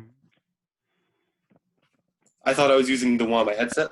I'll have to see if I can go into my settings and change that, because that's why it's backing me off and muting me a lot. Yeah, you should be able to go to like your mic settings, whatever that is, and change that. Yeah, no, like I've tried, and yeah, it's weird. Bro, Garrick, Asharad Het. We met him. Do you know who that is? Yeah, wow. Ooh, that dude's so cool. You have no idea who that is. Who is that again? Where are me? Darth Crate. He's Darth Crate. Oh my god, it's Darth Crate. All right, Gerald. Okay, you ready? I'll shut up. Yeah, I'm ready. Mon Cala, aka Doc, is not too far away. Also, the corporate sector has several planets to which you could go.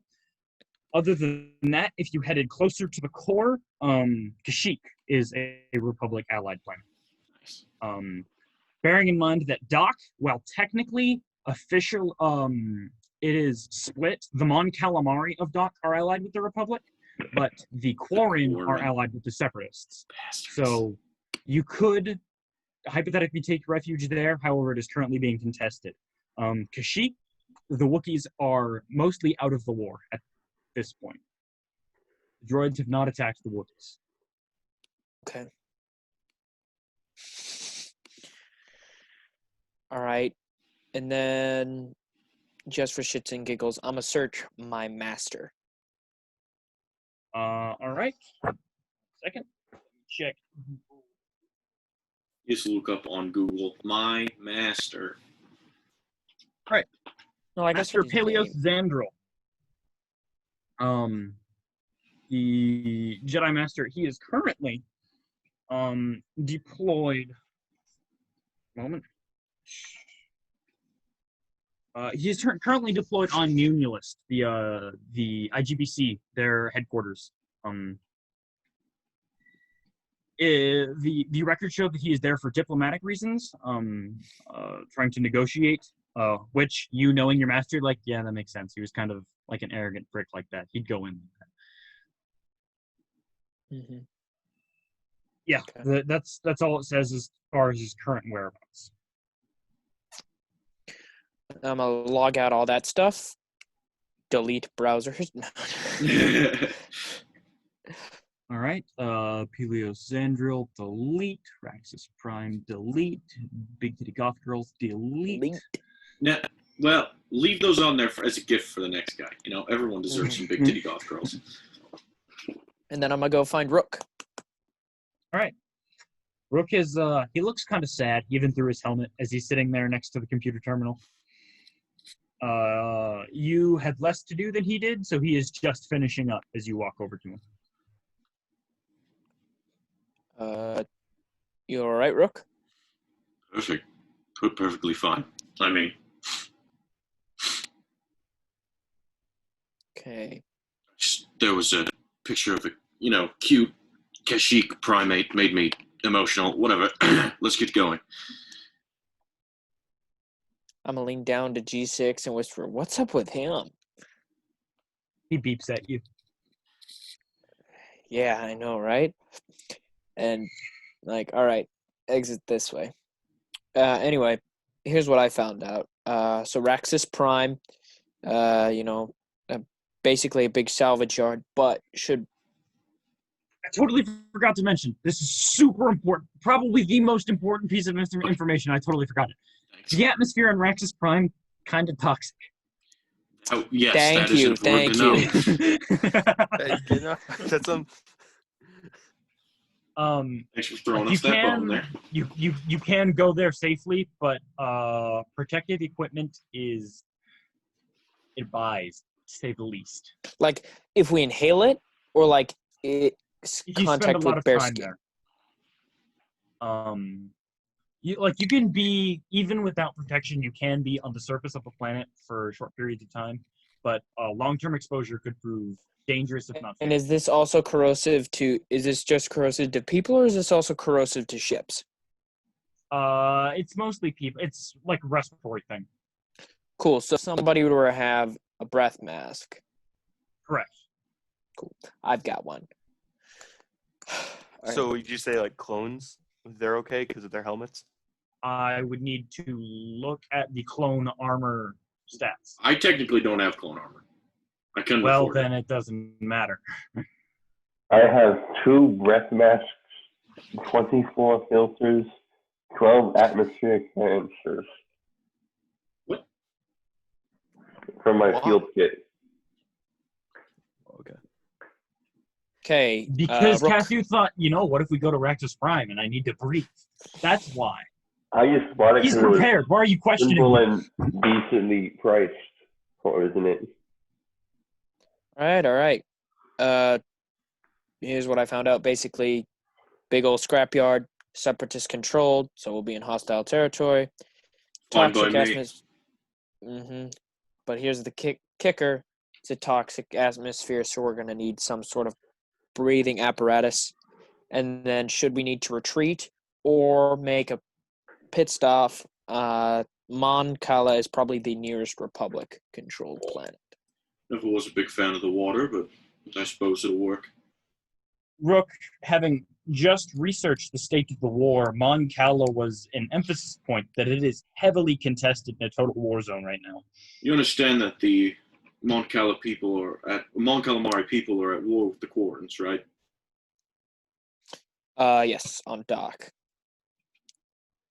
But it's a place where there are friends instead of foes, where we could for sure find refuge. It's a place that has friends and foes. I'm not advising against it. I just want you to keep it in mind.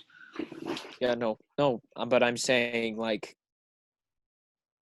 if we need to escape. Good job planning for that escape route. I honestly hadn't thought of that. Yeah, no, I'm sure you got this little bugger all the coordinates he needs. I hope so. I don't know how droids work. Y'all good, kiddo? See?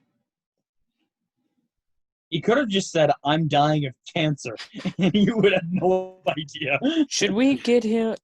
Yeah, I think we'll be fine. We fine. probably don't need any more coordinates than what we've got. Yeah. Sorry. I Sure. was gonna say something. I decided again. We shall Not really sure how suffer the ships work. consequences. I have no idea how ships work. I know how to fly one in an emergency, but Yes, I know that, but well, astrogation. more crash it with the least amount of casualties is really what I was trying to do. But anyways, Indiana Jones in the Last Crusade. Fly, yes. Land, no. but when it comes to switches and scanners and coordinates, I don't know. I was never trained on anything else besides a gunship. I miss my LAAT. It's all right. Never mind. No more reminiscing about the past. Not that I've been doing that. Because G6, how's it going? Do I see anybody cool in the Jedi Temple? I mean, besides Het, I just didn't know him. Do you want like in universe? Or you just want me to name drop some people that are there? What do you mean in universe? Like, you asked like if you find any cool people. Like, are you saying like interesting folks that Rook sees as he walks by? Or are you asking people Rook might have to name heard cool of? People? The higher up generals that I may know. Yeah. You're walking through and there's an Iktachi. Do you know what they are? Is a red skinned. He's got two downward horns, but one of them seems busted off. He's wearing pilot's gear. You recognize him as High General Sayesi Tin. He's touted as the best Jedi Star pilot ever. Maybe second to this upstart Padawan jackass named Anakin Skywalker. Maybe second to him. But Sayesi Tin he's won countless space battles. Dogfights are his shtick. And he's quite famous for leading many a campaign successfully in the air. Cool. If he looks at me, I'll give him a salute. But other than that, I don't want to divert his attention. He's got important stuff to do. He does not look at you. All right. Let's hurry back. I'm sure they're wondering where we're at by now. Something like that. Unless they've blown up the ship or Grant's turned into a homicidal maniac. Honestly, both are reasonable options. Weirdly equally plausible. Yeah. Anyway, I think I owe you an apology. Earlier you asked about my master and I kind of snapped at you, and I'm sorry. I shouldn't have snapped at you. We all got our own baggage, Threk. Our relationship is complicated. Anyway. Threk, as we walk back to this ship here, can I ask you a question? Sure, go for it. Lay it on me. What are your plans for the future? It's an excellent question. I haven't really thought about it. I don't know. I figured... I just see you train Crow often, and I wonder, what are Crow's end goals here? Is he can't fight in the war with a lightsaber. I'm sure they would not allow that. And he's not going to become a Jedi. He's not inclined with the Force. I guess it's just got me thinking, what are we going to do after this war ends? Whether we win or lose? Well, first off, we're going to win. Don't talk like don't even pretend to suggest that we're going to lose. There's no way we'll lose. I just looked at the current standing, and it seems the Republic is not looking favorably in this whole predicament. Maybe us finding this cipher is the key to winning this war. Make our way to the top. Mm-hmm. But yes, after we win this war, I think maybe I'll work to help rebuild. There are problems I see within the Order that I would like to see change. I think we've put a little bit too much emphasis on fighting, and I think maybe we need to step back from that. Be more of the peacekeepers we should be, but I don't know how we do that now in times of war.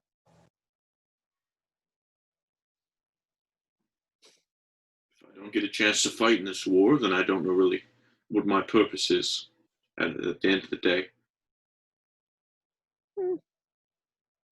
There's always battles to be fought somewhere, unfortunately. I mean, oh geez, I don't know. What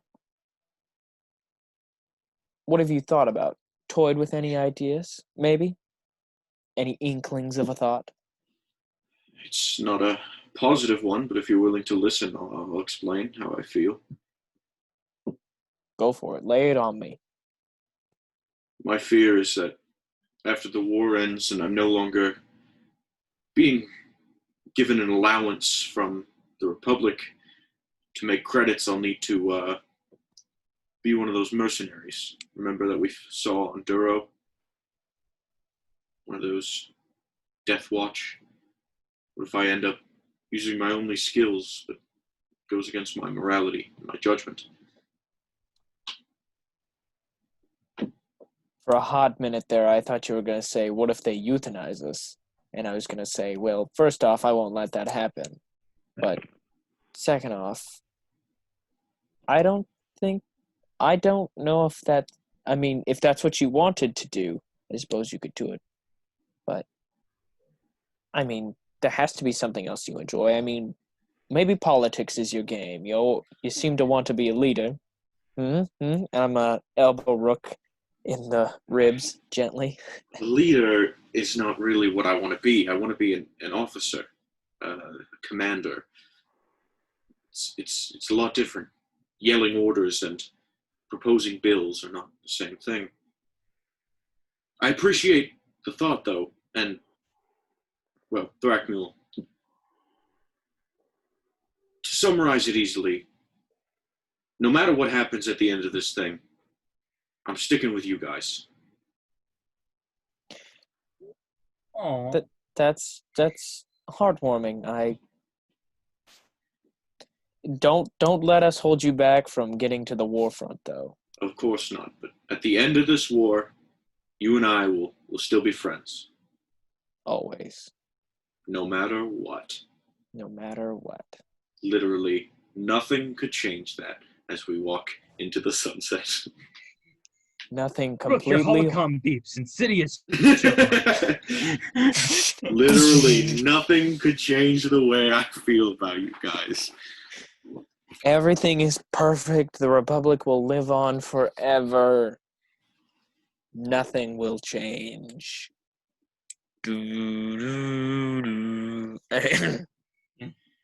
Right now, You guys Rook. you guys see a hooded individual and an army of clones marching past you into the Jedi Temple as you walk out. Was that Master Skywalker? I've heard about him. Oh, it's getting pretty late. Maybe we should retire. Oh, wait, I forgot something at the temple.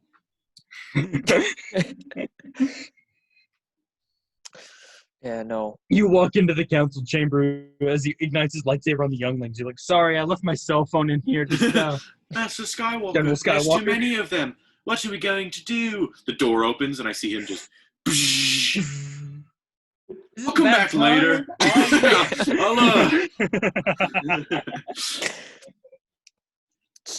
It's all right.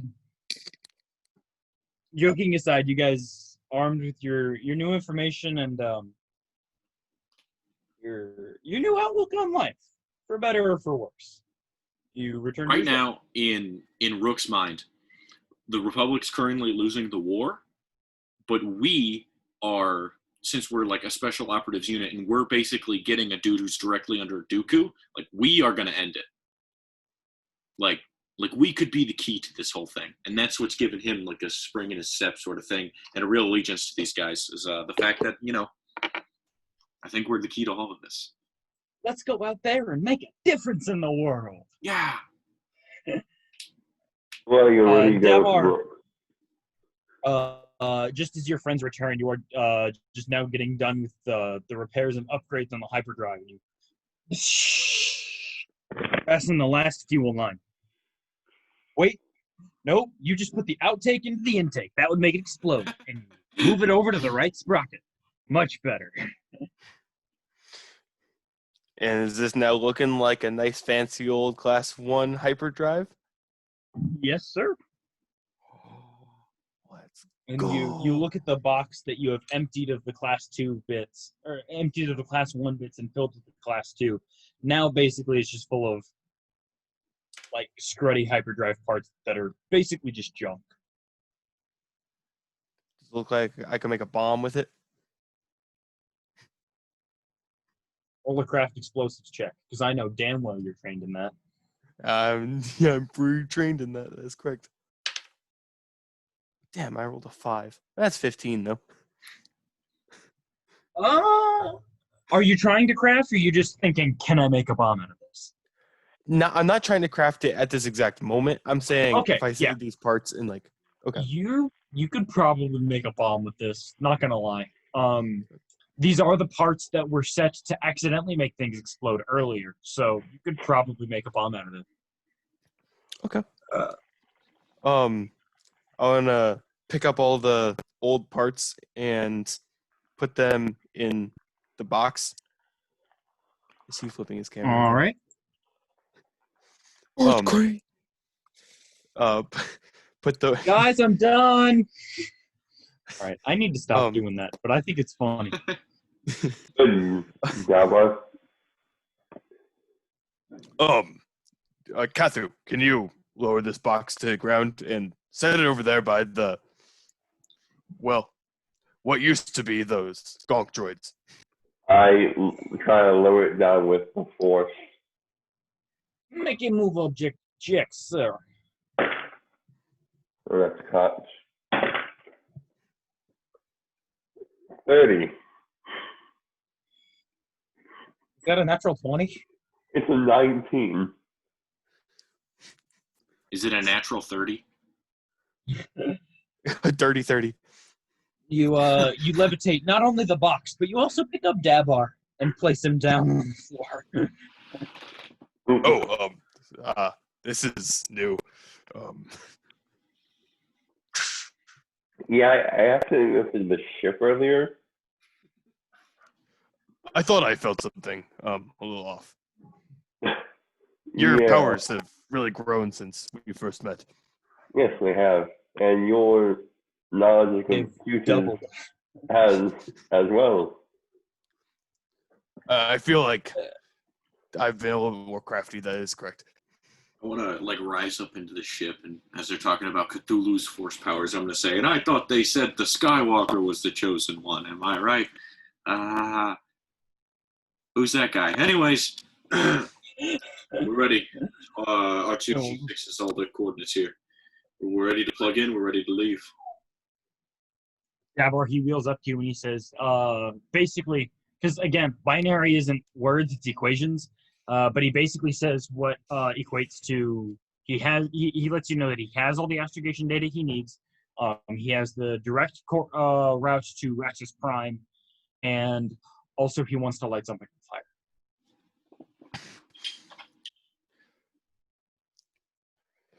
Okay. As like I kind of now walk into the common area with everyone else. You have all the information, right? You have the coordinates, or G6. He does. No fire.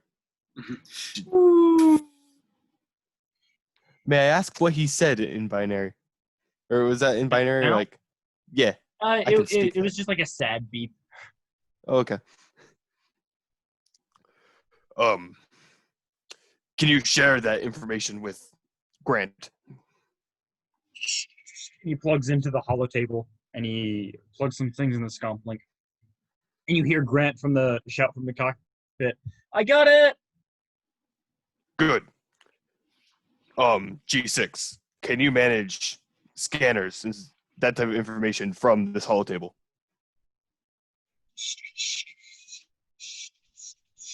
And the holo table projects up like a 3D environment of the hangar around it. That's awesome. Good. The only thing I can think of that might prove to be an issue would be those separatists that we brought on board. I don't think they actually put our particle shields up. I mean, and it then the hangar around you fades from the hollow table, and the ship then takes its place. And there are these two little bubble-shaped things on the top of the ship that were not in the initial diagram that you saw when you looked at the ship schematics at the beginning. And they flash red for a moment, and then what appears to be like a green field surrounds the ship on this holo display. And I presume those are the particle shields? Yes. It appears to be he is showing the ship schematics, the shield generators specifically, and the shield they provide. G6, do they provide or seem to be running smoothly? Yes. Beep. Good. Were we waiting for anything? This is like now to the people here, or we're ready. Were we said we're good? Let's show those seppies who they're messing with. Well, before we get too excited,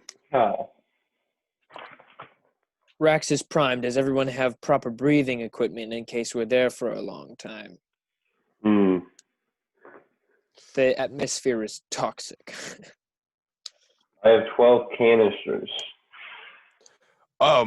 Give me a second. I'll be right back. Because I have a breath mask. Which lasts for an hour apiece, so I have 12 hours of breathing.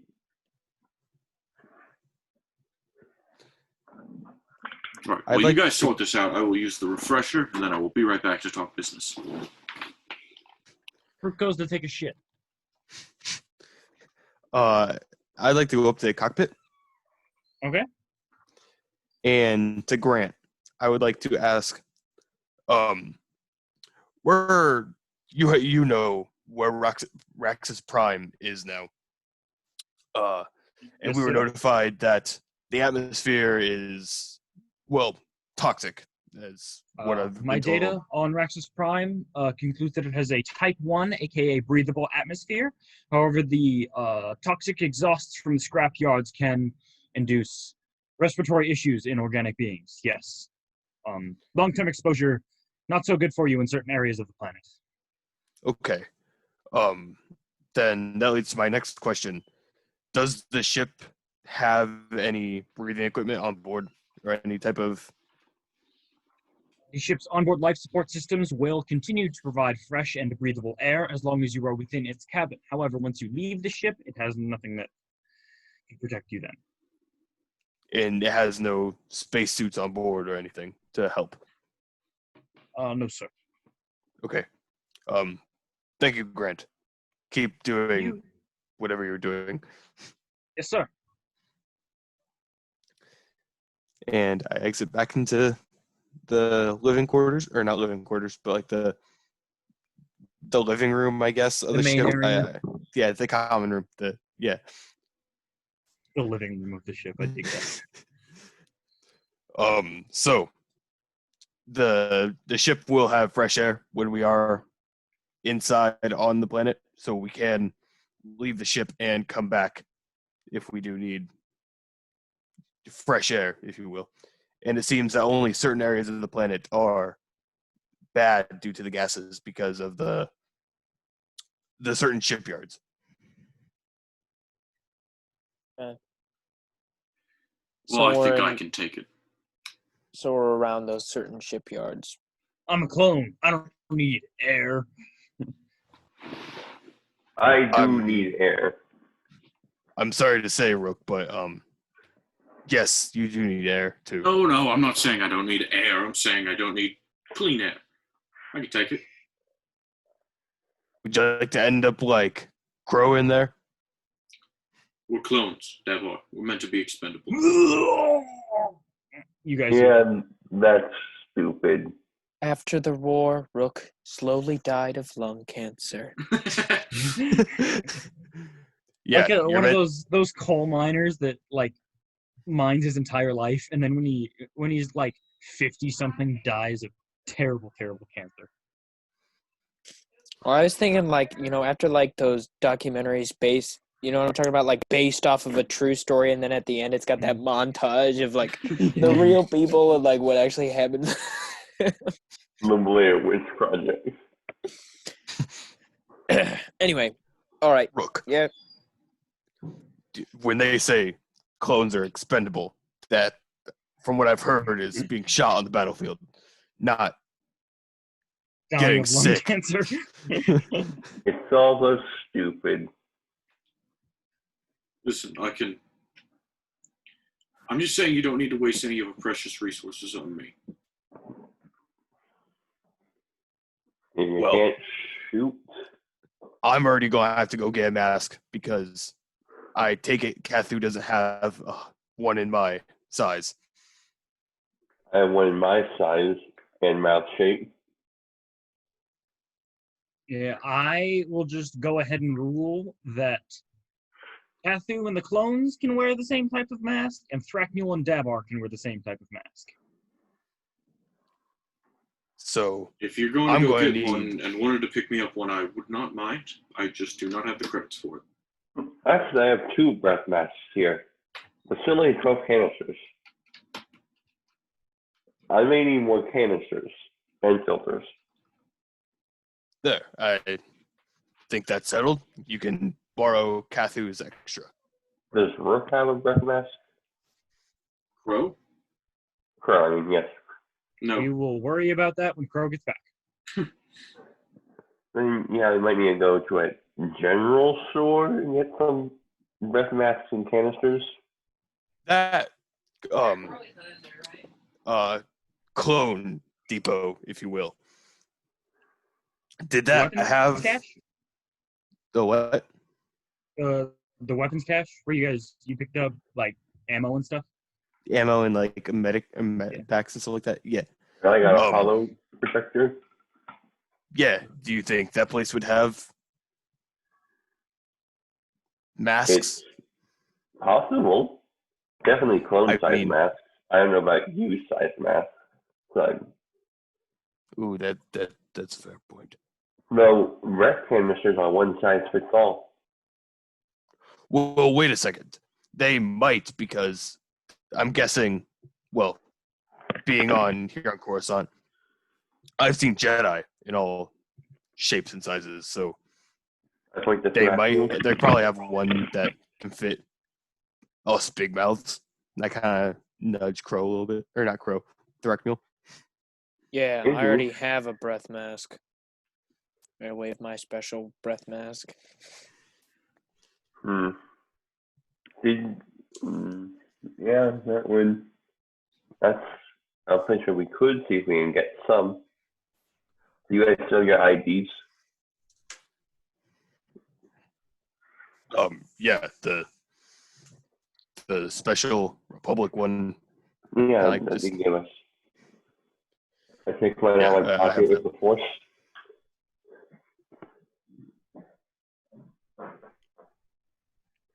We could use those and see if they have any canisters and masks. Because I only have 12 hours worth of canisters. Like I said, only use them when we're in a specifically dangerous spot. Otherwise, we'll pull a Rook and go maskless. I just want to get straight to the action. So if we're going to pick up these canisters, we might as well do it fast. Mm-hmm. All right. I have no credits.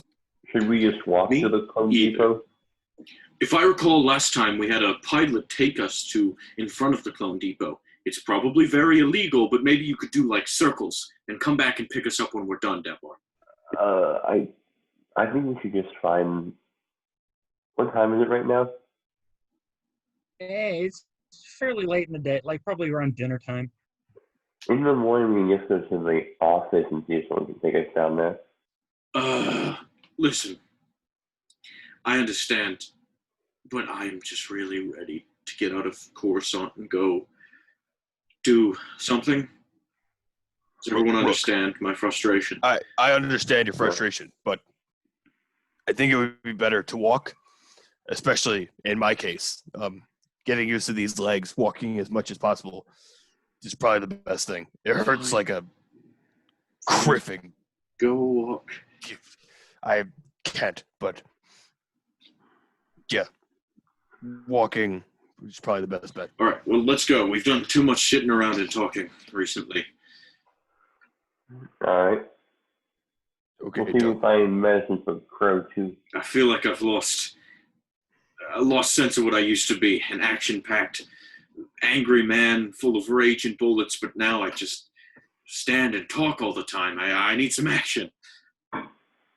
You know what it was? Right, It was Kane. Ever since we met Kane, he was all, I was coming in ready to kill him, and then he started talking. I'm just going to start rambling as I go out to get a mask. As Rook goes on rambling, he eventually reaches, all this stupid walking. It takes forever to get places. I wish I could just, jump forward in time. And with that, we cut to you guys standing outside the weapons cache. My legs hurt.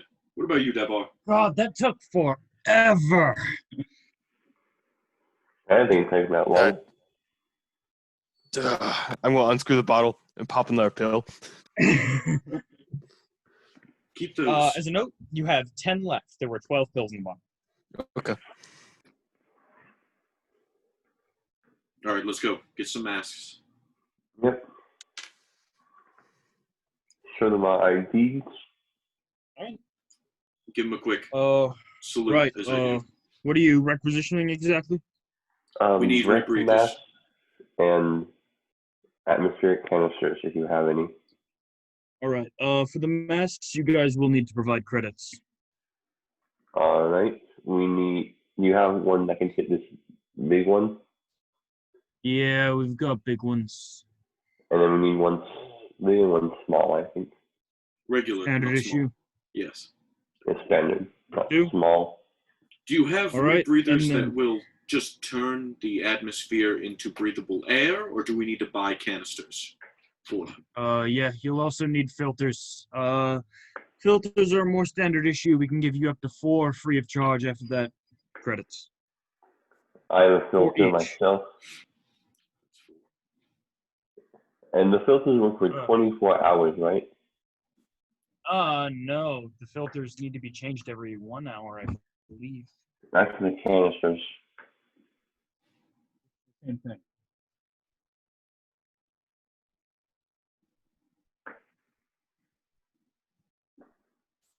I believe. The field kit says a 24-hour filter. Replaced. What? You're kind of away from your computer and it muffles your Says- voice. The breath mask provides approximately 1 hour of breathable atmosphere before the filter and canister must be replaced. That's the description. Oh, it's 24 filters, not a 24-hour filter. Makes a lot more sense. Okay. I got 24 filters. 24 filters. Yeah, my mom and dad bought me this bag with lots of stuff in it before I left. Okay. All right, we'll need breathable canisters, filters, masks. Anything you can give us the price. Deborah will pay. Masks will be 200 each. Like I said, each of you can take up to 4 canisters free of charge. I have no credits. Okay, so If That one of would the be- masks. 400 for. You know, I'll just pay for both masks. Thank I you, just guys. put in 400 credits. So we can each take 4 canisters. You said free, right? Yep. What about After filters? that, 25 credits. 25 times 20. So 4 of us, 16. That's 2,000 credits. What are you thinking? How much? I was thinking, hey, could I borrow 80 credits? I was thinking about getting us each 1 day worth of breathable air outside of the ship. You need 80 credits. Yeah. I need 80 credits, It's and I'm really paying 2,000. convenient for me. Now I have 2,000 credits on the dot. And then I fork up 2,000 credits, asking for 20 canisters on top of our free Team. 4. All right. I trust your math. And he pulls up 2 masks and a giant crate full of canisters and filters. Thank you. I'll carry him. And Don't worry. for the first time, he looks up from his data pad, like up at you guys, and he sees that you guys aren't just clones and dismissed. Thank you, sir. I'm gonna carry the crate out. I'm going to follow him. You guys return to your ship? Deborah, Yes. I'll race you. The entire way, or I mean, Avery, yes. how many Look, canisters You guys did you buy? also have to ride a hovertron part of the way. Exactly. All right. Me with this box, and you just getting your legs this morning. I'd say we're about fair. Deborah, how many canisters did you buy? I bought 20 for all 5 of us. Oh, 24 And then- that makes a lot more sense. We each have 4. Then we got So the 4. you each free. have 24-hour canisters. Except All right. Crow. If Crow comes out, he'll only have 20 hours. Well, It's I either have we get the 12 4 free already. ones. I have 12 already, so we're good. Cool. Are you guys racing? Yep. And then we're going to race to the tram, and then as soon as the tram... No, okay, we'll ride first, then we'll go run the rest of the way. Cool? Yeah, okay. You want to race some tooth draft? Nope. All I right. will act like a normal person. Act like you don't know us. Mm-hmm. Exactly. Like when Nathaniel and Talon are trying to get into the freezer at Walmart, and you're like, oh boy, just act like you don't know them. Yep, that was probably one of the worst experiences of my life. You loved it. You know it. That was a great night. Fantastic night. All right. Brooke, I will have you make a fortitude saving throw. Dabar, I will have you make a balance check. What? The dexterity Okay. skill. Oh, shit. The worst I've ever Wait. rolled for one of these. 9. All right. 1 second.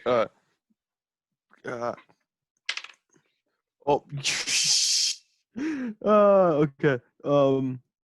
Right now it's a 6, but also like I think huts get some buff to that, so I don't have it on here right now. So right now I'll just go with 6.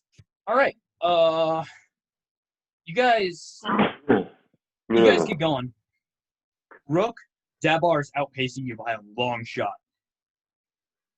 However, once you get into the actual spaceport, he's got to bob and weave through people, and he like slams into this. There's this dude. He's like got his roller luggage behind him. And he's talking on a comlink, which is Star Wars for cell phone. And he turns around, not seeing Dabar, and Dabar boom slams into this dude. He goes flying. Dabar rolls, and you've been running with this heavy box, and you're.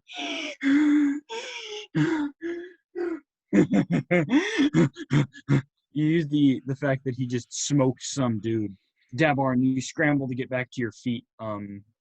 However, Rook, you do just break into the hangar before Dabar does. Cathu and Thrakmule, you stand behind and laugh at the entire experience. Ha ha ha ha ha. What boobs. Yeah, what an Still idiot. got it. I hit the arrow for the ship. I don't know, actually, can open it from the outside, but Even as you guys are outside, before the door opens, you think from inside you might hear a slight as Rook is probably so sore and dehydrated. He's been puking so goddamn much. That poor bastard. poor bastard. Someone should get him some water. And you guys go up into the ship? I So, the box onto the floor. Who's ready? I'm ready. Let's head. I'm gonna grab my mask and my 24 filters / canisters. Listen, I don't want to sound too emotional or attached or anything, so take this with a grain of salt. We should well, to give you some background, I was talking with Thrak earlier today, and well, the plan is to stick with you guys for a while. So that begs the question, what do we call ourselves? That is a good question. Something that requires we think about this. Or the first thing that comes to mind. Well, if we go with my plan, or not plan, but my suggestion from a few days ago, or a week ago or something, of getting one of those Twi'lek women, we could be Huts, Butts, and Guts. I very much dislike that. Can we change the plan? I'm going to write that in the notes, though, just to remember. Avery, I don't know when the last time you got a blowjob was, but it was not recent enough.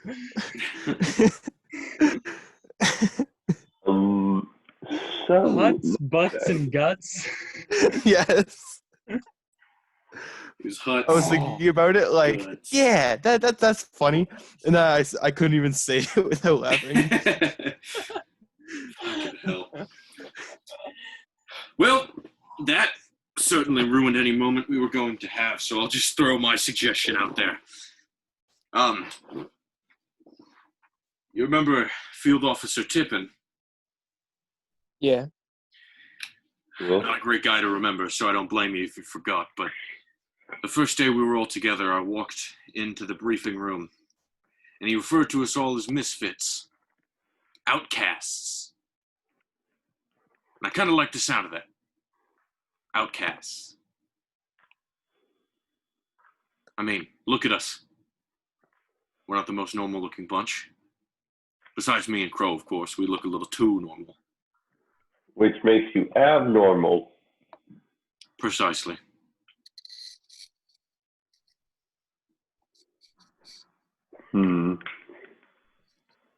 Maybe maybe the something outcast. Like we. For now, I'm referring to us all as the outcasts. It's certainly better than Huts, Guts, and Butts, but I think we can get used to it. Sorry, but I said Huts, Butts, and Guts. My apologies. Up the order a little bit. So it's you, the Twi'lek, and then the rest of us. Let's get rocking, all right? We have a Seppi who wanted every single detail on us, and I don't know about you, but the fact that he sent 2 agents after us to write down all of our information really pisses me off. Let's give him the most realistic picture he'll ever get. Exactly. Before he dies. He wanted to see us so badly, he will be the last image he'll ever see. This cipher. Before he confesses to his crimes in front of the people who are in charge of us. The Grand Army of the Republic, of course. Anyways, everyone, get to your stations. We're leaving now. And I'm going to go over to the gun seat, even though I don't know people's stations. I just said that and assumed people would go where they want. I'm going to sit in the gun seat and... I guess I'm Watcher Boy. All right. Are you guys gonna take off? Oh yeah. Jabbar starts flipping switches and he. You gotta have him like the little fuel gauge. So he's like, and then it moves, and he's like. As empowering everything up. Compressor status normal. Okay. Fuel line. That was the right spot. Okay, good. We're good. Grant, everything looking good? Everything looks just phenomenal, sir. Hyperdrive diagnostics. The upgrades you made are taking rather fine. Great. Just full blast upwards. You just as the repulsor lifts get you, as soon as you guys are out of the hangar, like it's like when you back out of the driveway and then floor it immediately. The repulsor lifts, click off, sublights kick on, and you guys, everybody in the ship feels a sudden as he guns the hell out of it. Suppose, or wait, no, you said piloting checks are rare. Yeah, that's just for like special maneuvers. Yeah. You don't need skill to hit the gas. It's true, I drive. You guys fly up and up over the city, which fades from a city to a collection of lights to an entire world as you guys leave the atmosphere. Devar, are you setting a course for Raxus Prime? Set course for Raxus Prime? Well, Make Yes. an astrogation check. I'm kind of rolling bad today, so let's try a new day. I'm in my little bubble, like, wow. This is You what I have want. arguably the best view of the ship.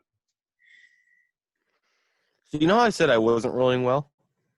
Yeah. Oh, Yeah. come on. Give me something good. Something good? Okay. So I got a 9. But I have +8 in astrogation within that one. Oh. You rolled the natural one? I rolled a natural one. Alrighty. One sec. There are like degrees of failure. There's a whole bunch of rules I gotta read through. Give me a second. we're the outcasts. Right from Outcast. Just straight into a random ass moon or something. Like the camera's following us as it's like we're picking up speed, and all of a sudden we just like, and the camera keeps going and like stops and like moves back, and we're just smushed against a moon. forest food. We're like powering. Oh, You see like you see the engines powering up as we're about to like floor it, and that's a capital ship just kind of like just comes out of hyperspace and like right in front of us, and we just The invisible hand, Grievous's ship. They're launching an attack on Coruscant. We could have accidentally just, stopped like, it, but ended we the just war. slammed into them. It was great. we did the thing from that really good Star Wars movie recently where we just exploded the ship like that.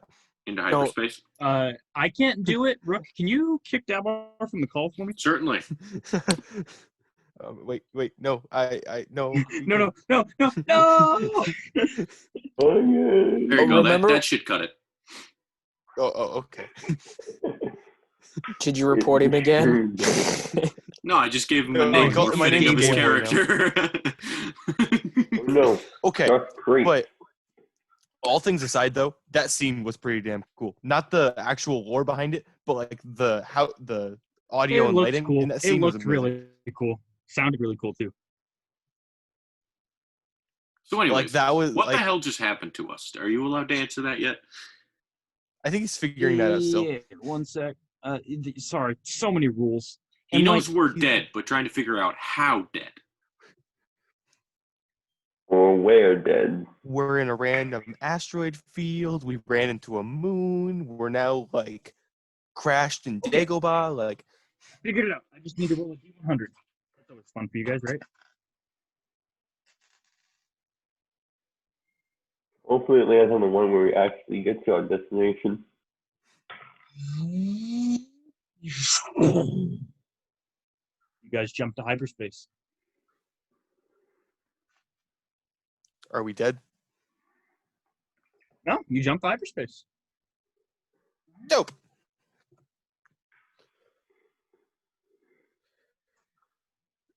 The trip will take an amount of time. with a Class 1 hyperdrive, traveling from the core worlds to the Outer Rim, you guys would know to be about a 96-hour trip. Okay. You're about to that's say like a week. day, and I was like, who? Wait, you said 9-hour trip? 96. 96.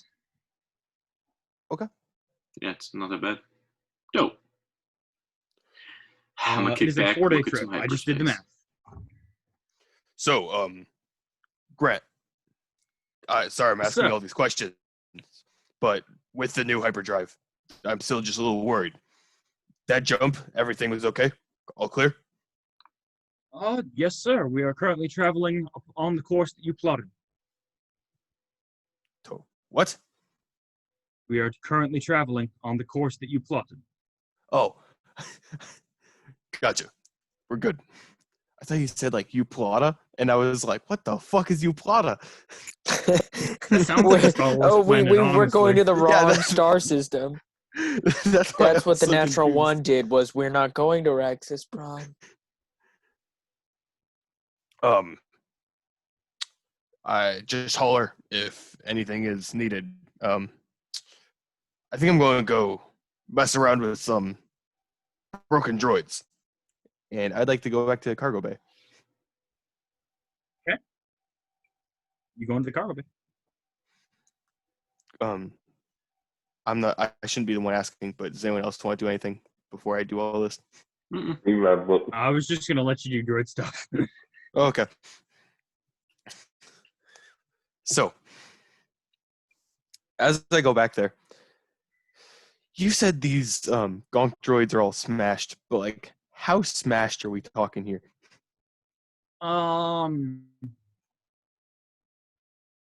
Like on a scale of 1 to 10, probably like a 7 or 8. They're pretty total. Can or Yes, just do that. okay? Like And that's smashed.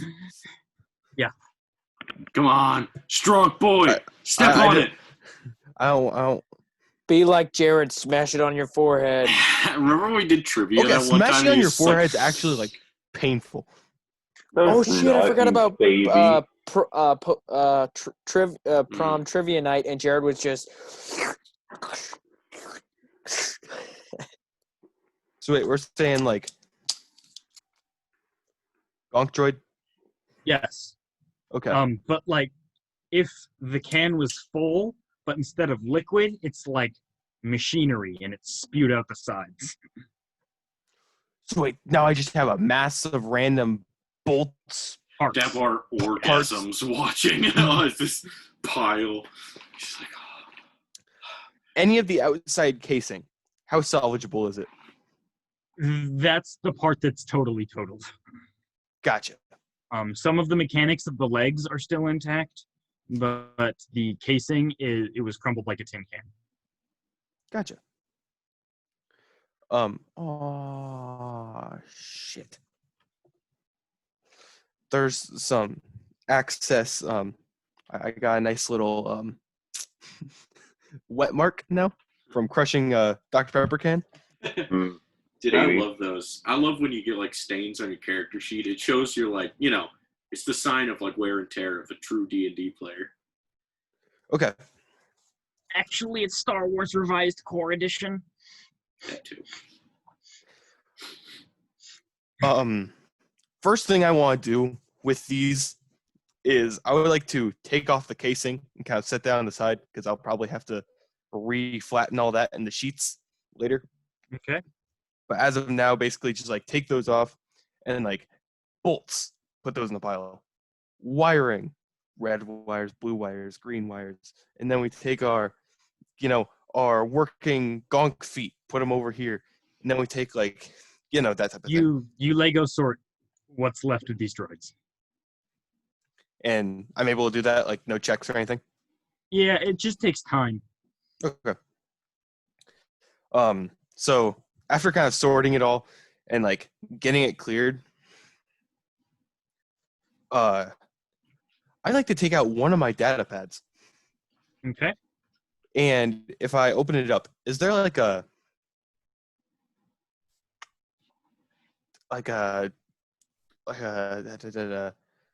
almost like a I don't even know where to go, like an art app on it or anything, or Like like you wanna something draw I can like do to things? like where I can like draw or like sketch a blueprint out or something like that. No, not on this one. Okay. This is just like Well, a I have two. standard. It I holds have information. okay, because I have Both the of them one are that just like standard holds information data pads. gotcha. Okay, I'll put those back away.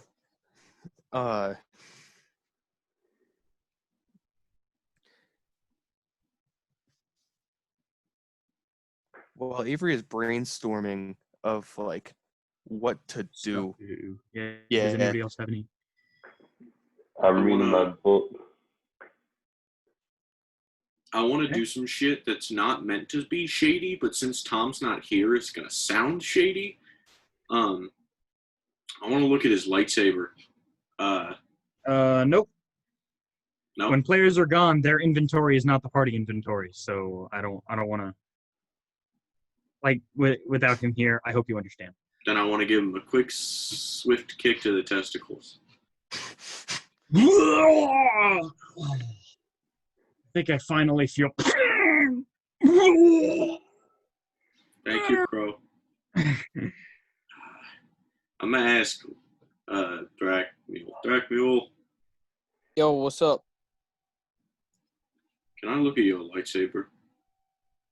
Dracula, Yeah, you go recall for it. last time he held your lightsaber, and you ended up with a blaster bolt in the side of your head. Yeah, but he's just looking this time. I'm gonna hand him my monstrous lightsaber. I wanna do what we do with our blasters in the Grand Army of the Republic. Mm-hmm. I want to take it apart. I want to clean it. I want to put it back together again. That's so a do you no. mind if I just start unscrewing stuff, or Nope, don't. Nope. Nope. Also, like his inner mechanics aren't exposed; it's all encased within his tusk. So, like, That's a no. complicated process. We're not. Also, no? Please don't. lightsabers are like nuclear reactors compared to blasters. It's way more advanced tech. You have no idea. But also, like, please don't dismantle that. I put so much work into trying to mantle it. No, it's all right. I put it back together again. And I'm gonna like, please. It's more complicated than that. How complicated? Now I want to take a look at it. Try to discern what I can about the anatomy of lightsabers without tearing it apart. Check. And that is exactly what I have knowledge in. Yay. Natural 20 plus 4. In this thing somewhere, there is a power cell that is activated by the toggle switch.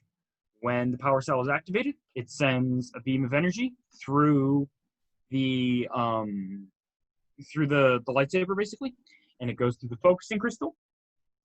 The focusing crystal, that makes literally zero sense to you because it doesn't operate through science; it operates through the Force. So the focusing crystal does whatever it does. Don't ask questions. And it is then sent through the emitter and held in a blade shape through a magnetic field that is housed in the emitter shroud. Lightsaber 101. Thanks. Now I learned.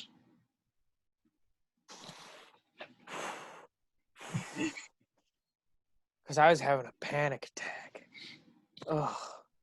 Anyway, why, just out of genuine curiosity, why the sudden interest in how lightsabers work?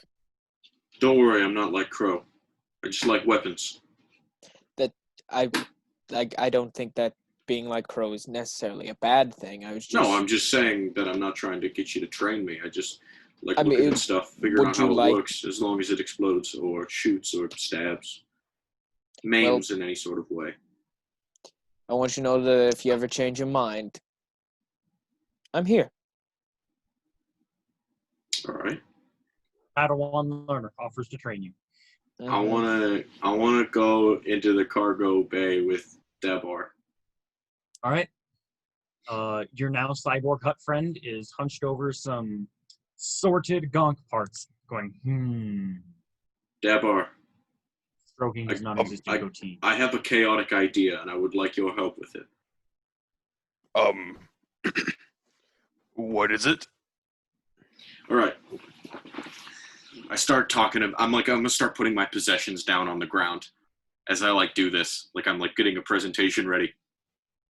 I just examined one of their lightsabers, and I figured out how they worked, and it gave me a bit of an idea. So there's this power core that shoots through a focusing crystal and then projects energy out the top. And point being, and I pop out one of my jetpack fuel packs, and I go, "Can I turn this into a flamethrower?"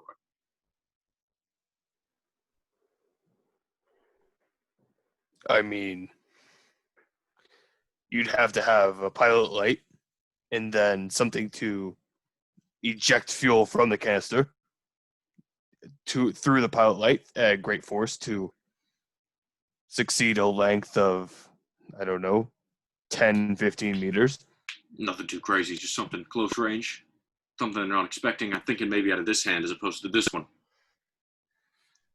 Oh, like something in your arm. Well, to start out with, just the concept needs to get made, and then we can integrate it into my armor. Anyways, it just gave me a bit of an idea. Due to the power core and focusing, I just thought maybe there's a flame and there's the gas, and it could.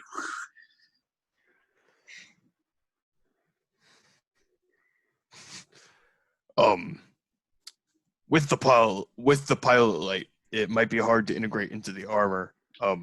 Especially just your arm at first. Would I know that Mandalorians do this kind of stuff? Yeah, you trained under Mandalorians for 10 years.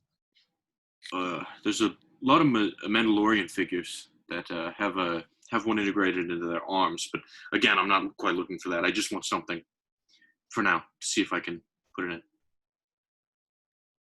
I can see if I can make a little handheld flamethrower at first, and then I was sort of I could do this on my own. I was just kind of hoping for your expertise as well as hopefully some supplies. It's not too much to ask.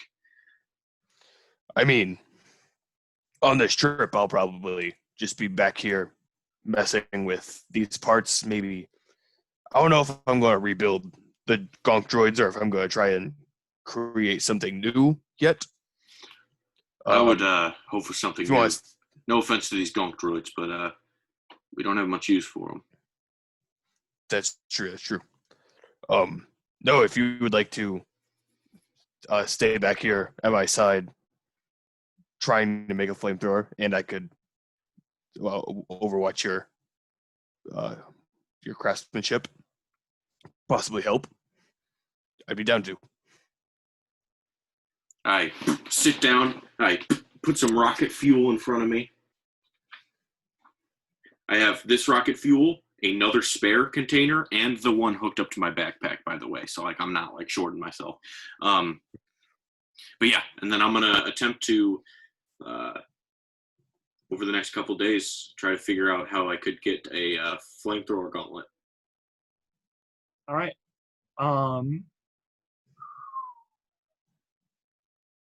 Supplies. What are you going to use for supplies? Well, there's the metal from the big arms that we took off that we could hopefully find a way to peel off, get some metal plating. I know from when they fucked up the hyperdrive, there's tubes and stuff, right? Of left. Oh no, wait, fuel that lines. was the Yep, no. Yeah, the fuel lines, right? Yeah. I was thinking that quite specifically when you started talking about this. You have fuel lines and hydraulic lines from the arms. I, as in Garrick, not very experienced on what makes flamethrowers a thing, but I also have +5 in crafting weapons, so I feel like. Oh, got you. Okay.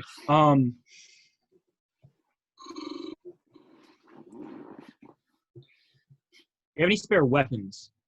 I have a vibro dagger. Guns? Have we not picked up any extra blasters? I know we have, The but one that, Dabar, you used to carry like 6, Yeah. and then you learned how to use Yeah. them, and you started only carrying 1. see, that's the thing. I thought I had more than just the one. If No, it's they not used written zero. down, you don't have it. Yeah, no, that's why I'm confused. I thought I had like 2 at least. Maybe they're in the barracks. one in there. of the brothers dropped a gun. Did we ever pick that up? Yeah, did we take that? No, it is on the floor in your ship. You're welcome. All right. Kevin left this. Oh, okay, sure. Yeah, you work on that. I'm going to be. Wait a minute. I want to walk over to the 2 arms that are completely intact. Okay. I want to drag them over to the gonk droid area. You're gonna need some help with that. I help him drag them over. Yep, I was just gonna say. Yeah, I was like, yeah, you're not gonna do that. How All right, heavy are So, these 2 arms? they're half a metric ton each. Okay. Rook. Okay. What would you think about this? We have the gonk droid, except 3 times the size, or more armored, with these arms jerry-rigged up to the side, so it's like a super gonk droid with claws. Well, I'd claim you're a madman, but I'm afraid you already know that. Then Oh, there's more. we're already in hyperspace. I'll leave a space open in the back, but when we come back to Coruscant, we can go back to the barracks, and hopefully my bomb vest is still there, so we can implant it in the super gonk droid. So if it does get stolen, I can detonate it. And That thing leveled a city block. if terrorists take it, it can What if level you a misplace terrorist it base. one day and end up blowing up half of Coruscant because you're forgetful? Well, I think this will be a great idea for a droid. I know it may sound bad, but Aye, aye, Captain. Say, can I borrow that screwdriver? And I'm gonna take it. okay. Garrett, are you guys working together on this flamethrower? I figured if Davar wanted to, he could, but I know he was doing his droid stuff, so. Okay. Yeah, I want to Davar, I'm gonna go ahead and say droid stuff or flamethrower for today because both are very time consuming.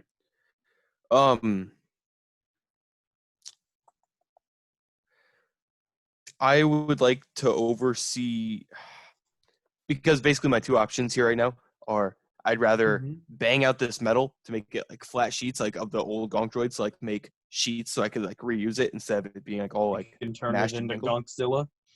Yeah. Or I'll overwatch the flamethrower for today because it's just a gun. Okay. I don't think it should take that long compared to a droid. Garrett, how many ranks of knowledge weapons do you have? Of knowledge, I have 4. Of crafting weapons, I have 5. Okay. So make a craft weapons check with a +2 synergy bonus from your skill proficiency. Plus, if Dabar succeeds a check, you will get an additional +2 circumstance bonus. Dabar, make 16. a DC 10. That's okay. So you will get a total of +4 in addition to your normal check, Garrett. Is this craft or knowledge? Sorry, Craft weapons. Okay. Craft weapons, I got a 10 plus 5 plus 4.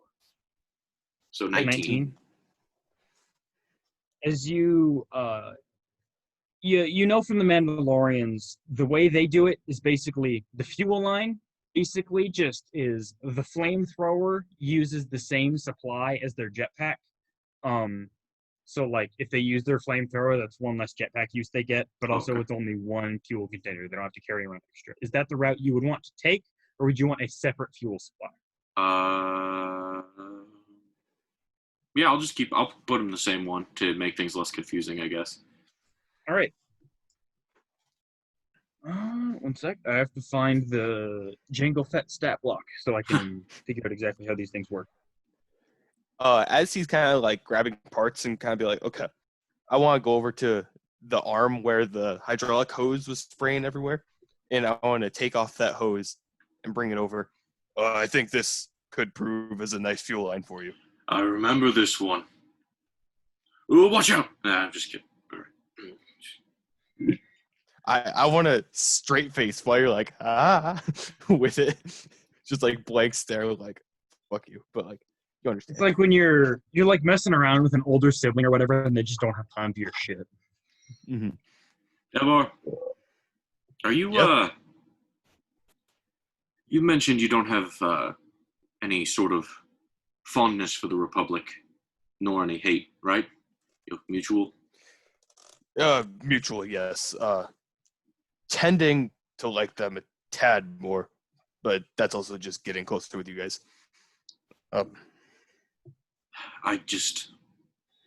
Something like this is much too valuable, and I just wanted to make sure that despite your neutrality, if there was a separatist that were to come up to you and offer you a job or a commission or something, you wouldn't comply, would you?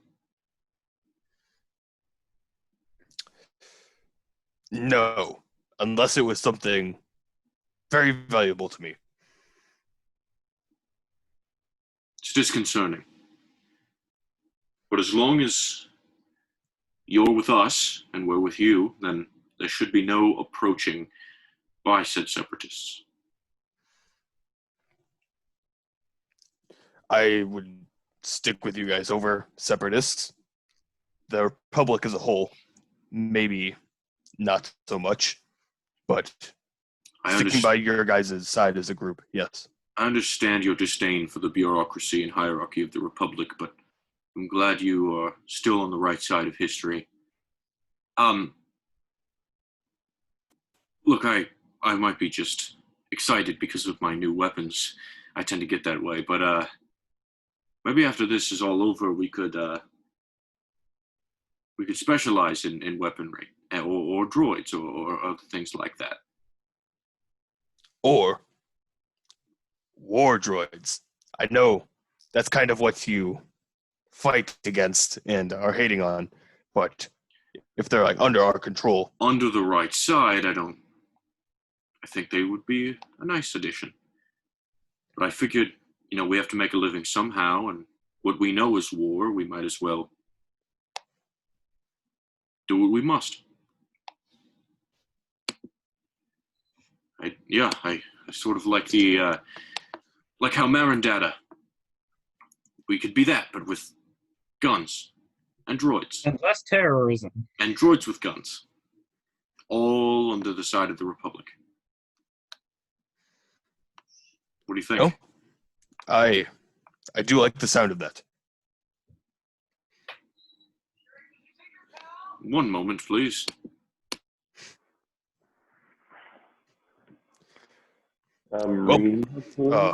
Anyway, I think if we hook up this tube from your jetpack... Anyways, we can't be dignified shop owners if we don't even know how to make a flamethrower, so we better get working on this. Yes. All right. So you guys, the first thing you do is you want to get this hose connected to the jetpack. Remind me, does your jetpack the one that has to have an air intake, or is it already oxygenated? It's it has to take in oxygen and like it out with the jet fuel. So, all right.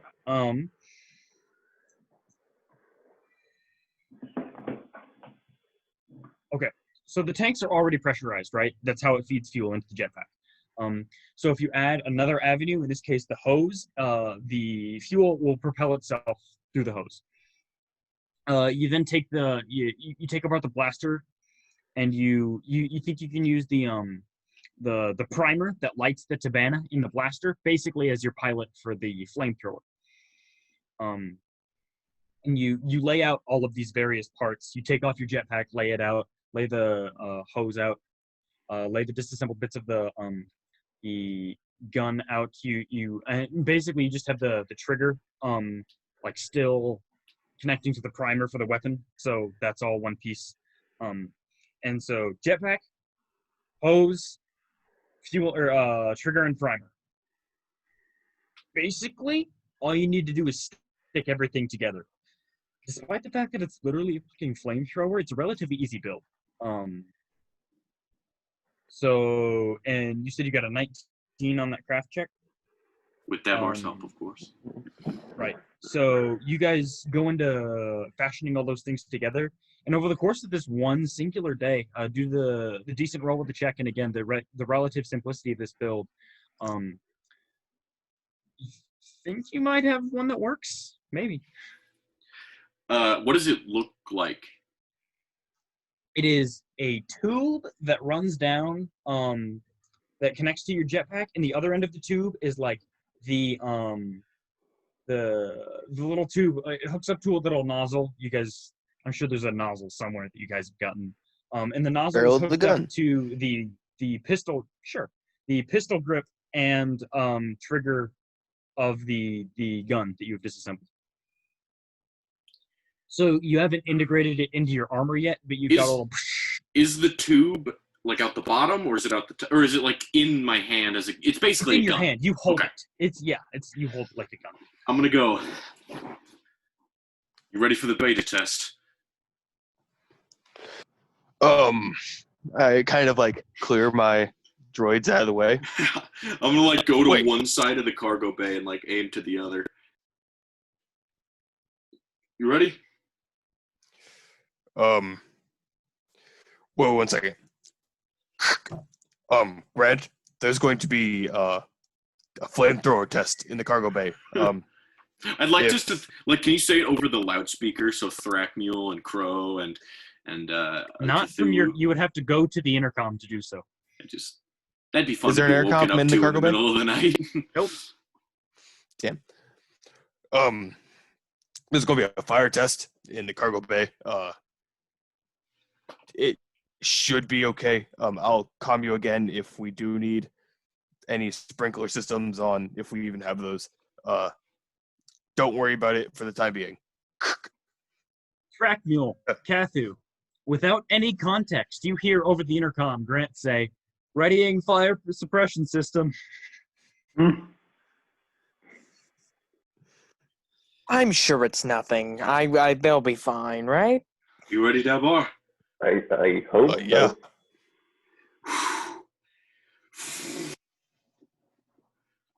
A 6-meter long gout of flame. Dabar, it's too damn hot. Is there a way we can fix that? I knew you were gonna reference that.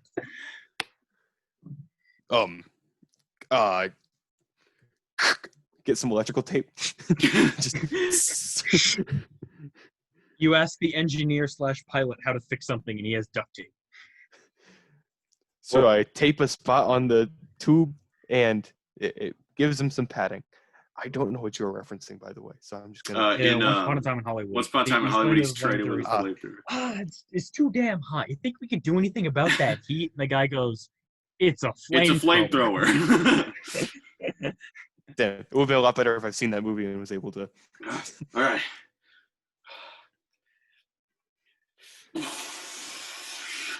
All right. There's so much of a kick.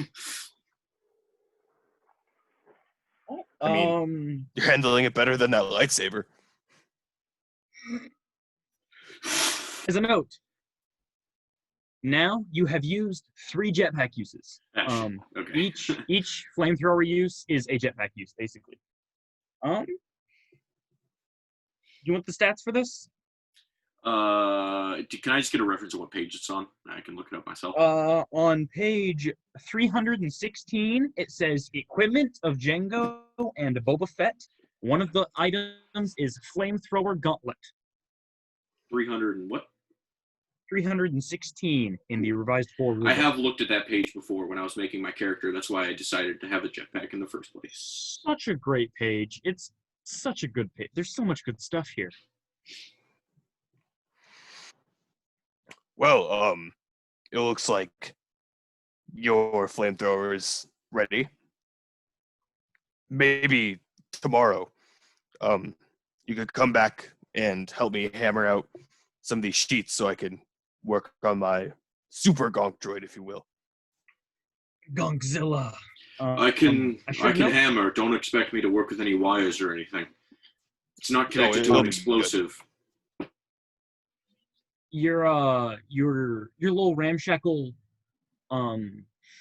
flamethrower, due to the jury-rigged nature of it, you don't know how long it will last, like how many uses you're going to get out of this thing. And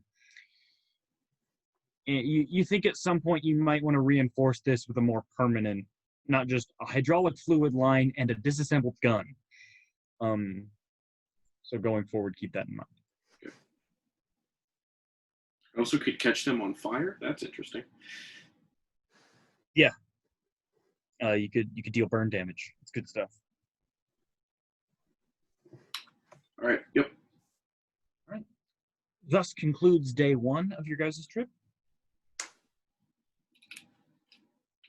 Kathu, Thrakmil, you got anything you want to do? Reading my book.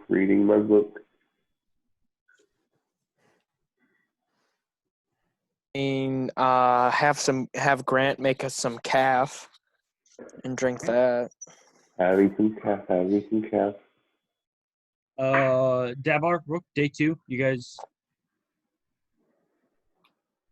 I hammer. Is Grant like wandering around? Is he like, or is he just sitting He there spends his plugged time in in? the cockpit when you guys are in hyperspace. Unless he has a specific task, he makes calf and he sweeps and mops. I would like to go up to Grant. Yes, sir, Captain. You came with the ship, and you know your way around it like the back of your hand. I assume sir. those gonk droids Oh, did my. as well. What's this new thing on the back of my hand? It's a joke, sir. Don't worry. I still know the ship very well. Huh. Those gonk droids we had. Yes. Do you know their? Since they came with the ship, would you have like a blueprint memorized or something? No. No, you. No. Okay. Nothing in the ship's. The Sorry, ship Captain. systems don't have anything. They were in the. What's the word? He's a droid. He's not forgetting, so ignore that. But Nathaniel totally is. They were in the manifest, listed as cargo. Gotcha. Do you think if I brought you one of their memory chips or processors, if it's still Droids intact, don't have memory chips. do they have any sort of computer systems? Technically, yes. They have the thing that says this button means go forward. Programming that a middle schooler could do, probably. Yes, programming that I've watched middle schoolers do. I'm pretty sure I did that as a middle schooler in Sugar's class. Robotics, that's literally what you do.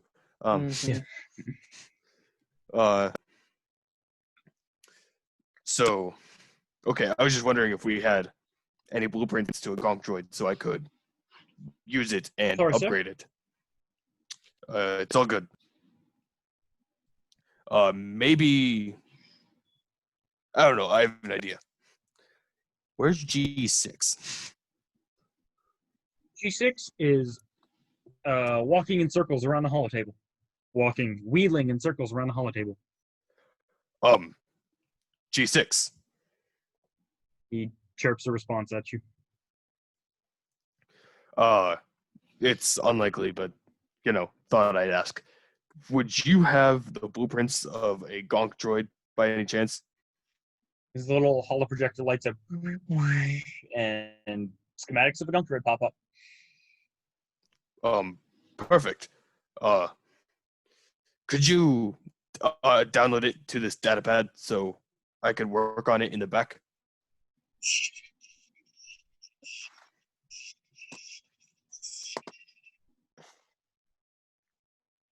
This is my datapad now. Have the schematics of the gonk droid? Yes. Okay.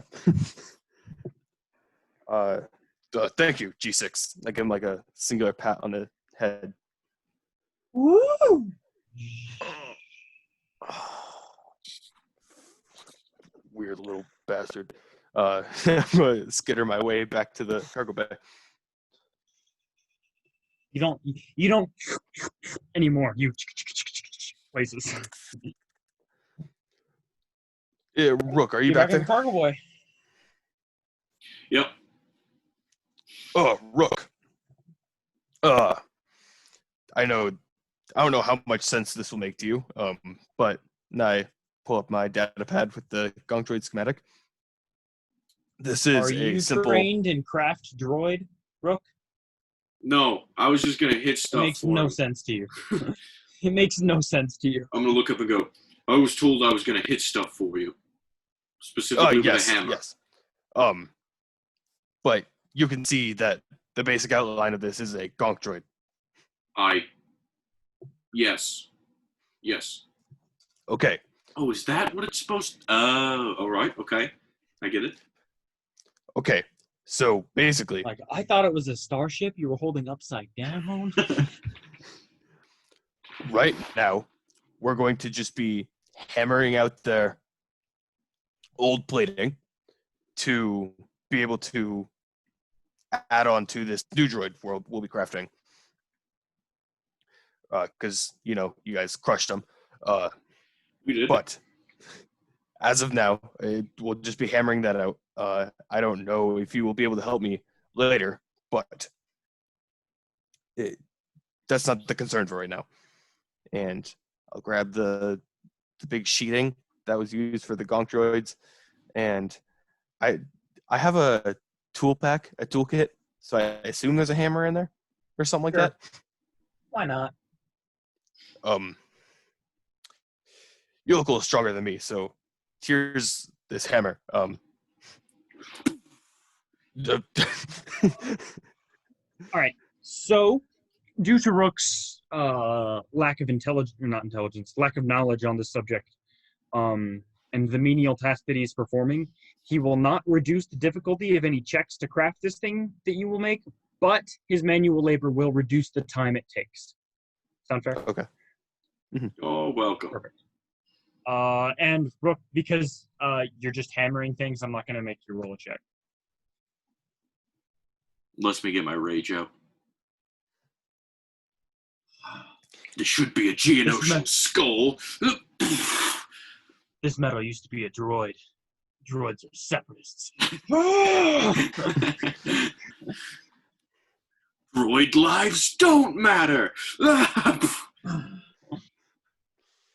Well, Dabar, you watch Rook curse Mandalorian phrases at this hunk of metal as he beats the hell out of it. You're just like, hey, and you do the real work. as he's just hammering that out, I'd like to grab like the legs of the Gonk Droid. There's 3 droids, so are there like 6 feet things? Yes. Okay. I'd like to take one set of the feet apart. All right, you find the most intact feet, and you okay, not the most intact, like the second most or the most destroyed, I guess. Most broken. Yes. The least intact. All right, you collect all of the pieces that once formed this foot.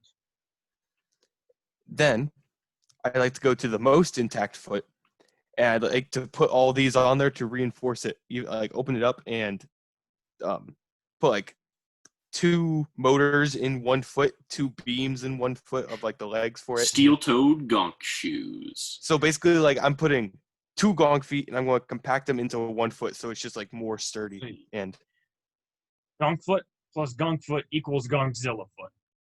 Yes, basically. All right. You have craft droids, correct? Yeah.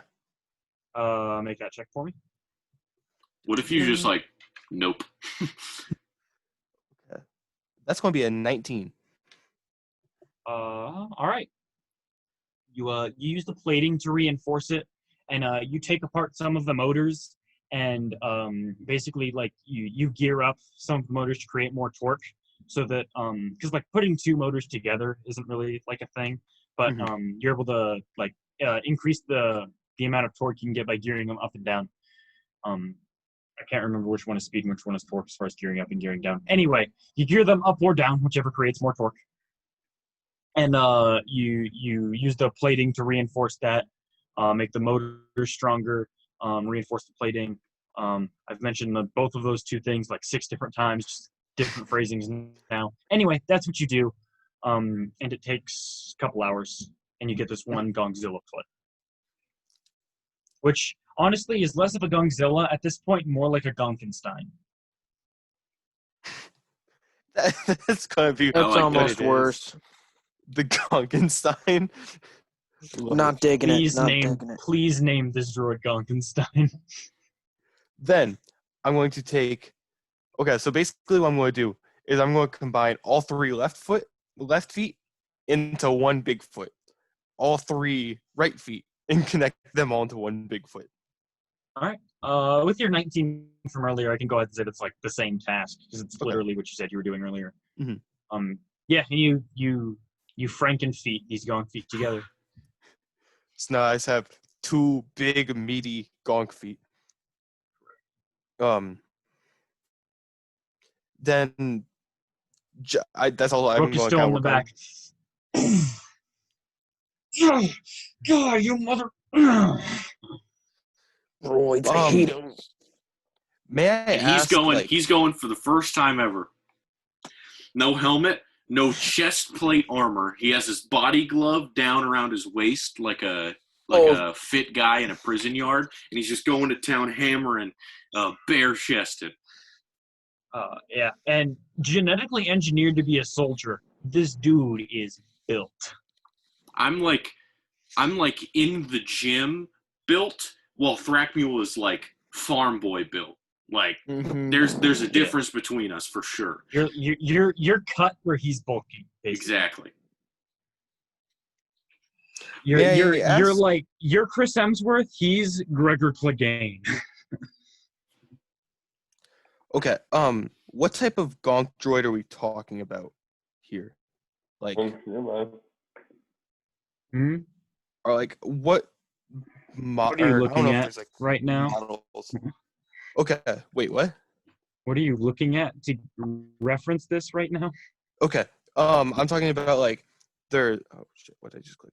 What is on your phone right now is what I'm asking. There's like this one. But then there's also like more of like this style.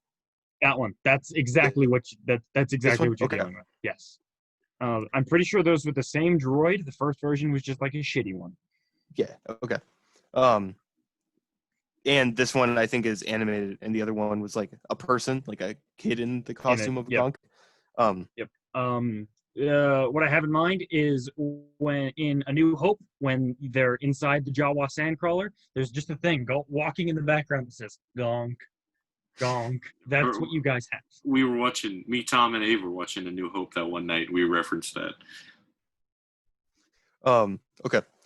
So after I have the feet, I'm basically going to just like have all like look at the other wires and just kind of like match up on the data pad like what I have and like what would normally go where, so I can like do that and super plate it, and then hopefully this junkyard will have like droid brains, like not you understand what I mean, like the or inner workings of droids. I know you said it's like a that's the technical definition that Star Wars uses is Duran.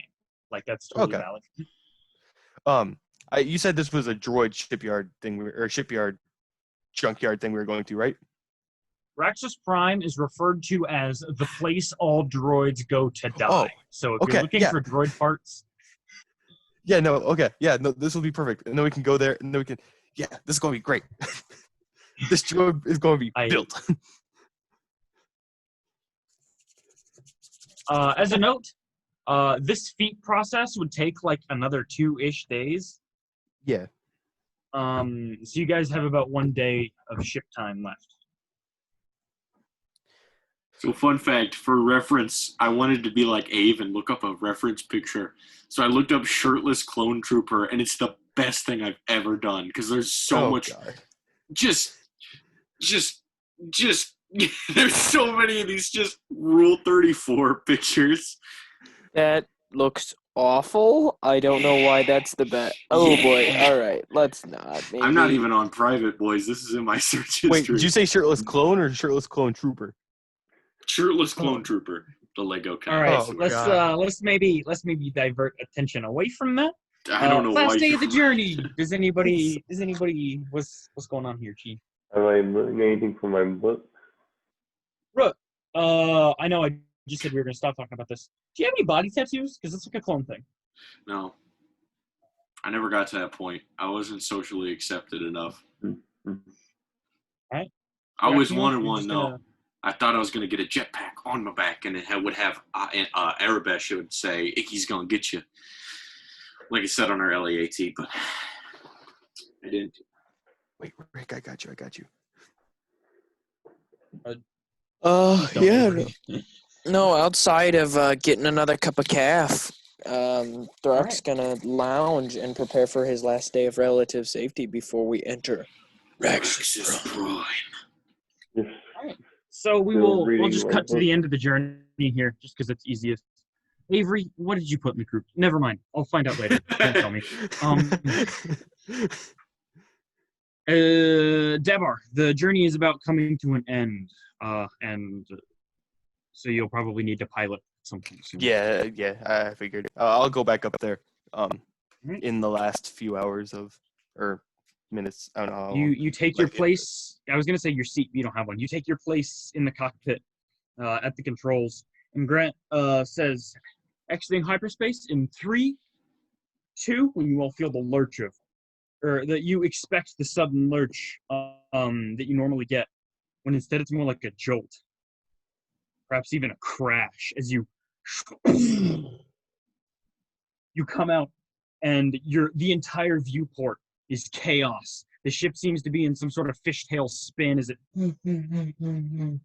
there's flash, bright blue, bright tan, bright blue, bright tan, bright yellow. I need you to make a piloting check to try to stabilize the ship. Oh dear gosh. You guys remember when Avery rolled a natural 1 on astrogation? Yeah. Well, you know what I fucking rolled right now, boys? A nat fucking 20. So let's go. All right, you're autopilot, but not, because this is not a situation where you should turn on the autopilot. Your autopilot kicks in as you just your fingers are flying across the controls, and you grab the stick and you crank it as it the sublight engines kick in with as you try to right the spin. However, it still lands in the ground. However, due to your natural 20, the ship is not damaged, but you do still crash into it throws up what appears to be sand all over the viewport. And when the ship finally comes to a rest, the ass end of the ship is buried underneath a large sand dune. And you sit there staring at the viewport pointed at the sky, twin suns ahead of you, as you have crashed on the planet of Tatooine. And that's where we end for tonight. This is not where we wanted to go. What the fuck? God damn it, Damar. I knew some shit like this would happen. Kicks up sand. I was like, sand? Is this the moon we're looking for? This is not the moon. No, this is not the planet. This is not the planet you're looking for. Dabar rolled a natural 1, god damn it, and I knew we were gonna end up. Hey, at least one Tatooine. So we weren't wrong with Uplata, headed for Uplata. Just yeah, Gerald said, "Oh, it's not like you guys are gonna end up on a random planet," and I was like, I rolled a 94 on the percentile die to see what happens, and above 90 is DM picks. So. Oh no, that's a horrifying. I tossed you guys into Tatooine. Are we even close to Raxus Prime? You're in the Outer Rim. Nice. But That's if you will recall, when you asked, hey, Grant, is our astrogation okay? He said, You are currently following the trip that you plotted because you plotted the incorrect trip. I mean that's fair. Neato. we could step in and talk to Jabba for a bit, you know? Yeah. Or Oh, wait. not. Yo, Or if we, we, he has if if no we we way of unbury knowing our we- ship and get out. we just like Ex-nazed. we're unburying our ship and we like look over like, oh, there's people over there. Let's go talk to them. And it's just a village of dead sand people, and we're like, let's get out of here.